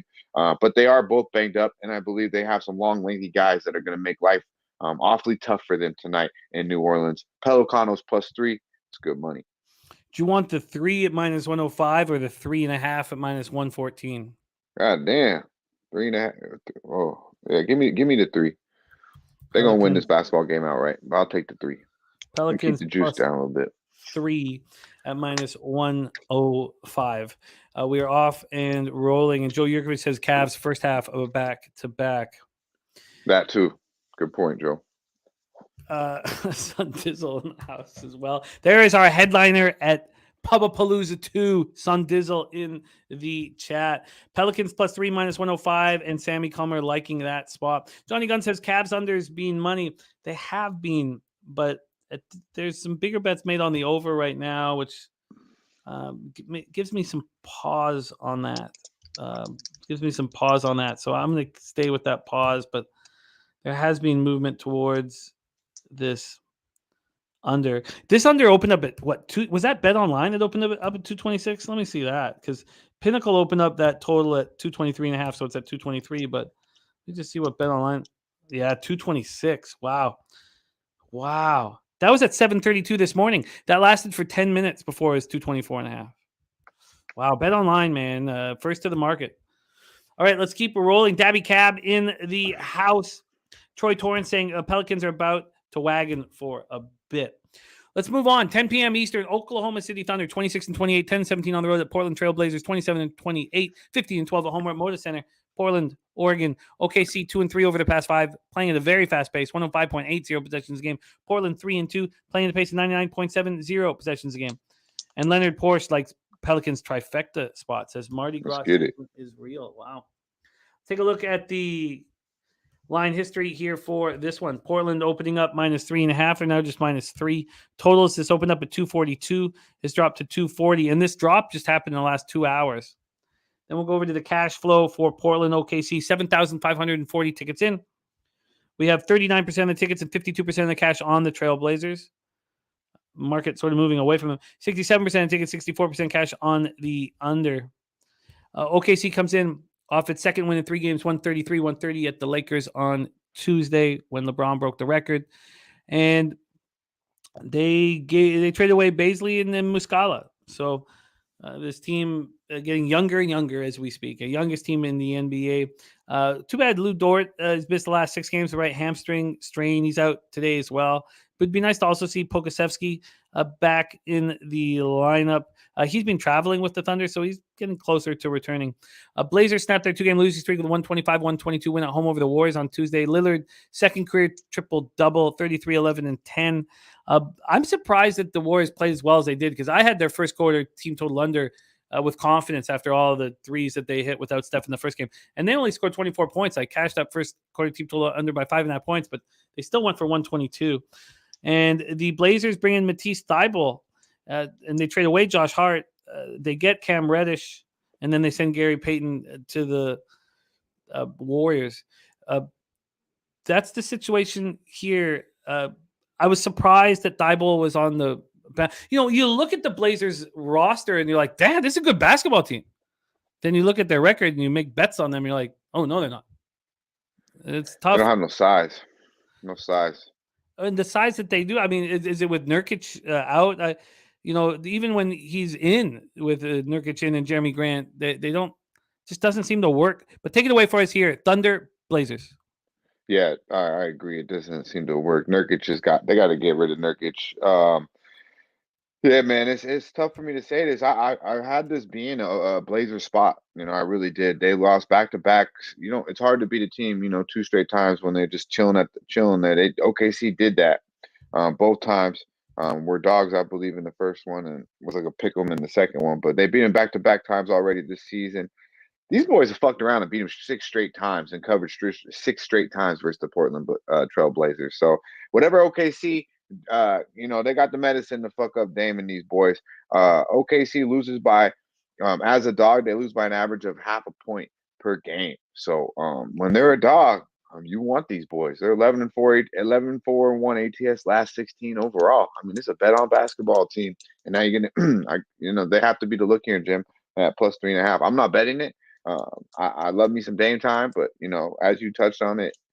This basketball team just is showing that, on paper, it looks a lot better than it is when you check the stats in the win and loss columns, and they're definitely against the spread. So I had Blazers circled as a spot where I wanted to look at a team who's lost 2 straight times in OKC to get back, lost 6 straight times.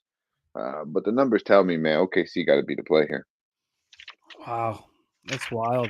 A wild breakdown. Very interesting. And you talked about it. Razor sharp picks going back to the bank of PJ Washington over 1.5 threes. That's going to be a fun, hilarious sweat on the live bet stream tonight. Going back to the PJ Washington well for our Razor sharp picks. And Joey Yurkovich saying OKC number 1 against the spread and number 2 to the over in the league. That must be why they're doing the Hornets Bobcat game or the Hornets Celtics game as a live stream, so he can sweat his prop. It's got to be the only reason. No, it's on ESPN. Oh, okay. Yeah, we want. Damn, that's the ESPN game. Yeah, I couldn't believe it, but we just want the games to be accessible, for everybody, easy to get to watch, whatever. Yeah, we wouldn't have picked it. But that makes sense. But yeah, now he gets to sweat watching. It's gonna be hilarious. Huge celebration for every 3, man. I can just imagine this huge celebration. It's got to be 3 shots, not the one that you usually do, Razor. It's got to be 3 for the 3. Yeah, man. Huge celebration. All right, let's move on to the next spot on the board for us. All right, let me go over here, and I believe we don't have any more. That's it for the game. So I don't have any more banners. So I'm just going to take off the banners here. There we go. All right, next up for us, Dallas Mavericks at Sacramento Kings, 10 p.m. Eastern. Mavericks 30-26, 11-17 on the road. Kings 31-23, 16-11 at home. Golden One Center in Sacramento, California. Dallas 4-1 over their past 5, playing at a pace 97.10 possessions a game. Sacramento 3-2, playing at a pace 100.60 possessions a game. Take a look at the line history here for this Mavericks Kings spot. We have Dallas opening up at +2.5. They're now at +3. They were -1. They were -1 20 minutes ago. 1 minute ago, there's been a 4-point swing. Yeah, you know why? Because Luka said he's unlikely to play. Why did anybody think Luka was playing?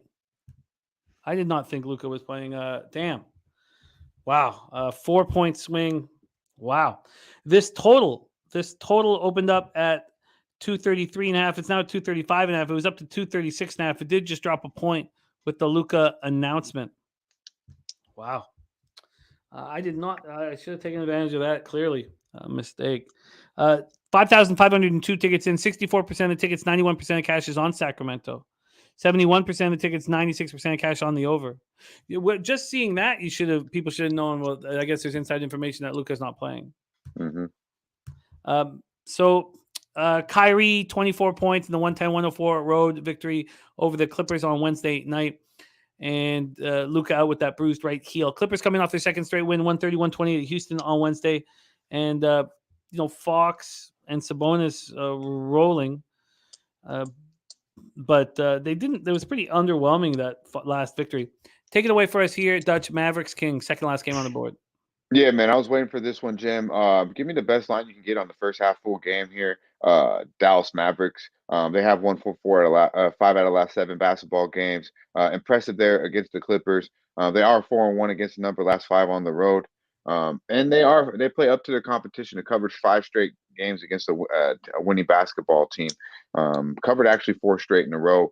I think they're playing kind of just hair down basketball, to be quite honest with you. It's Kyrie, just play, man. It's just play. Let's play. You don't have Luke out there right now. Things will change, obviously, when the most ball dominant player in the NBA comes back. So it's just play basketball, man. Kyrie's in happy mode right now. The shit won't last long, so let's take advantage of it while we fucking can. The Mavericks, obviously, are playing, looked really good against the Clippers, I thought, and I think they're going to bring that momentum in. They have been on a 3-game road trip, but it's all been on the West Coast. They did have a short little trip to Utah, but they've been in the Bay, and then obviously they're in LA and now in Sac. So it's not too much movement for them, but Sacramento has had an awful lot of movement. This is the first game back. They had one fucking day off on a 7-game road trip that started in Minnesota, ended in Houston. These boys ain't ready to play basketball yet. They still trying to figure out what's going on at the crib, what's been happening since they've been gone at the motherfucker on the road. They do play Dallas again right back here, if not tomorrow night, the next night, in Sacramento again. That is when Sacramento will probably smack these boys to fuck around. But Dallas wins this basketball game tonight. Give me the Mavericks, first half, full game. Wow. Yeah. And now that's interesting. So I think that you got to take the ticket count and the cash count with a caveat, because clearly there was some insiders that knew he wasn't going to play today. I guess there was some rumors and talk that he was going to play. I had not heard any of that. There was a mention. My bad, Jim. There was a mention that came out yesterday that an article said they expect Kyrie and Luka to debut in Sacramento. So I was looking at it and I was like, "This is really going to happen? Let me wait." And then obviously, I'm glad I did. Yeah, and then so I think we can. Yeah, so I can understand trying to get at Sacramento after this, tough schedule. I would like to. I'm surprised that this total's gone up. I just don't understand. I don't think I'm going to mess with it with that much money on the over, but really 92% of cash on the over. Now it was up 3 points before the Luka announcement. So they play the Kings here tonight in Sacktown, and then they play again in Sacktown tomorrow night. Back-to-back games. Yeah, back-to-back. Wow. So that's the game I think Sacramento will be ready for. I don't think they're ready for this one right now. I really like the first half, but I think Dallas gets out of there with the win. All right. Well, let's line shop for you. So you want full game. First half, full game Mavs. Oh, first half, full game. Okay, both. Okay, so let's take a look at the first half here for the Mavs. If we want to stick to a spread, we can get you +2 at -107. That's good. Available right now at Pinnacle. So Dutch is on the Mavs. First half +2 at -107. And then full game on this. Let's move over here. Full game here. Again, we're at Pinnacle, and we can get you the Mavs plus 3.5 at minus 105. Wow. I think that's gonna go up. Yeah, you want to wait a bit? Yeah, let's make that 2 official. I think I'll definitely be able to get a 4 more by game time. Okay. And tweet that out and we'll count it. Let's make the 2 official though. First half plus 2 minus 107. Let's break down the final game here on the board for us. Bucks, Clippers. Milwaukee Bucks 37-17, 14-12 on the road at the LA Clippers, 31-27, 14-12 at home. We're at Crypto in LA. Bucks are on the second half of back-to-back after winning their 9th straight game, 115-106 at the Lakers on Thursday. I got back the mistake bet that I made on the first quarter by betting live on the Bucks at the halftime, minus 115, and they got it back. And then they cover the full game too, which I was just questioning how I handled it so poorly. They get Jake Crowder. They've been talking about Jake Crowder being over there for like 6 weeks, so they have him coming in. He hasn't played all year. It's going to take him a while to ramp up. But Antetokounmpo just took the game over, Took it over, 23 points in the second half, 38 in total. Middleton, 22 for the Bucks. Holiday, 18, 7, and 7. Clippers had their modest 2-game winning streak snapped in 110-104 loss to Dallas on Wednesday. They bring in Bones Highland. They bring back Eric Gordon, who I like a lot. They bring Mason Plumlee and Zubac. To back up Zubac, but Jackson and Luke Kennard gone. And at first I was like, well, obviously Giannis isn't going to play here. There's got to be value on the Clippers. But then Kawhi being rested, of course he's being rested. Of course you can't get an advantage. When you think you have an advantage, it gets taken from you. Let's talk about the line history. As I said, the Clippers opening up -2. That's where they stand right now. They were at 2.5 for a while. And then total-wise, it's opened up at 225.5. It's now at 227. They have given the Clippers full line value at Sports Insight's only spot on the board that has more than a sliver. 7,846 tickets in, 61% of tickets, 79% cash on the Clippers. And then 65% of tickets, 98% of cash on the over. It's gone up 2 points. Take it away for us here, Dutch. Bucks, Clippers. Yeah, man. Another spot here where I want to be on the Clippers, just haven't, because simply I have enough plays, to be quite honest with you. I don't trust the Clippers. They're one of those teams where I feel like I've had somewhat of a bad read on them, to be quite honest with you. I was on the Mavericks the other night plus 4.5 first half. They went outright against the Clippers, kind of the same situation I'm looking at here with the Sacramento game previously off that long road trip. So I would expect the Clippers to play better basketball than they did the other night. I do believe this is a Clipper spot. I might pull a wham bam and see how these first games go early, and get to the window on a late night action on a Thursday night with this Bucks game. See who's all in, see who's all out, because this could be one of those games where people you think are playing and aren't being suited up. I wouldn't even, if Drew or these boys get suited out and I get a little bit worse of a number on the Clippers, I'm not going to be that angry about it. But the Clippers just fine. I love the way Norman Powell has been playing of late.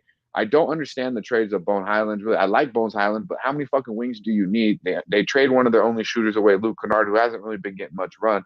But they still need a point guard. I mean, when you watch that team, you have 2 elite wings. And you have a lot of depth out the bench, but you don't have one fucking point guard. PG is not a point guard. So they need. They need Russ. They need somebody. They traded Reggie Jackson, who was kind of being a fill-in point.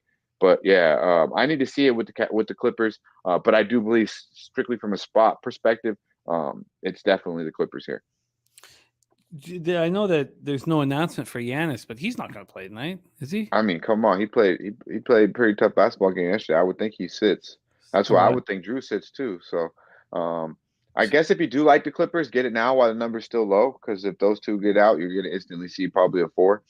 Oh yeah, I think it's sort of in the number with Kawhi out and still a Clippers favorite that Giannis is not going to be in, but there's been no announcement. Yeah, they're deep enough at the wing without Kawhi, I believe. Obviously, you want Kawhi out there, but without a Giannis Buck team in a back-to-back situation, I think they're deep enough at the wing without Kawhi. I agree. I'm going to move on the Clippers as soon as this show ends. Yeah, I like that look too. -2 for me. All right, that is every game broken down in NHL, NCAA basketball, and NBA here on Betting with the Bag, Pub Sports Radio. Let's review all action. And it's okay. Thank you, Swiss. I apologize. I should. I'll work on it. I did that when he was first drafted. I did have to walk around saying to the Gumbo. Make sure I got it down. Sacramento is now -4. So you were right. Sacramento is now -4. Did you want to take the +4? Yeah, let's go ahead and lock that in. Yeah, I mean, I probably could get 4.5 if I wait, but let's do it. 4 is good. I like that look. That was a sharp read there, Dutch. So we can get you +4 -105 here. So you got first half +2, full game +4 and -105. All right, let's review all action here in NBA right now. Spurs Pistons nothing. Pacers -2 for Dutch. Then Astute Chaos is on the New York Knicks Sixers first half over. He's tying that with the Cleveland Northern Pelicans first half over and the Milwaukee Clippers first half over, using them all in the parlay at +604. I don't even want to say it out loud, but I know I'm going to bet it. I know I'm going to bet the Hornets first quarter. I just know I'm going to bet it. I hate to be that guy. I just can't help myself. Raptors first quarter, first half for me, -2, -4. Dutch got in on the first half, -3.5, -115. Rockets Heat, no action. Grizzlies -6.5, -115. I'm going to be on the under in Minnesota, Memphis. Pelicans +3 and -105 for Dutch. Then we have Oklahoma, Portland, no action. Dutch is on the Mavs, first half +2 and full game +4. I'm interested in that for sure. And then Clippers -2. I will be moving on. Thank you guys all so much. I love it. Dabby Cab says, anybody else ready to blaze some fat bats at Pubapalooza in a month? I am very much ready. Very, very ready. AOD, Alex Hills, Benjamin Martin in the house. 821 Exacta Box, Gulfstream Race 5. Miss you, Benjamin Martin. Nice to see you, man.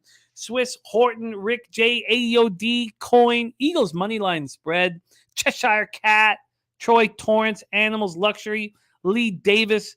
Tell me you didn't just say that. Thank you guys. Sammy Calmer, Trotwam in the house. Billy Friedrich.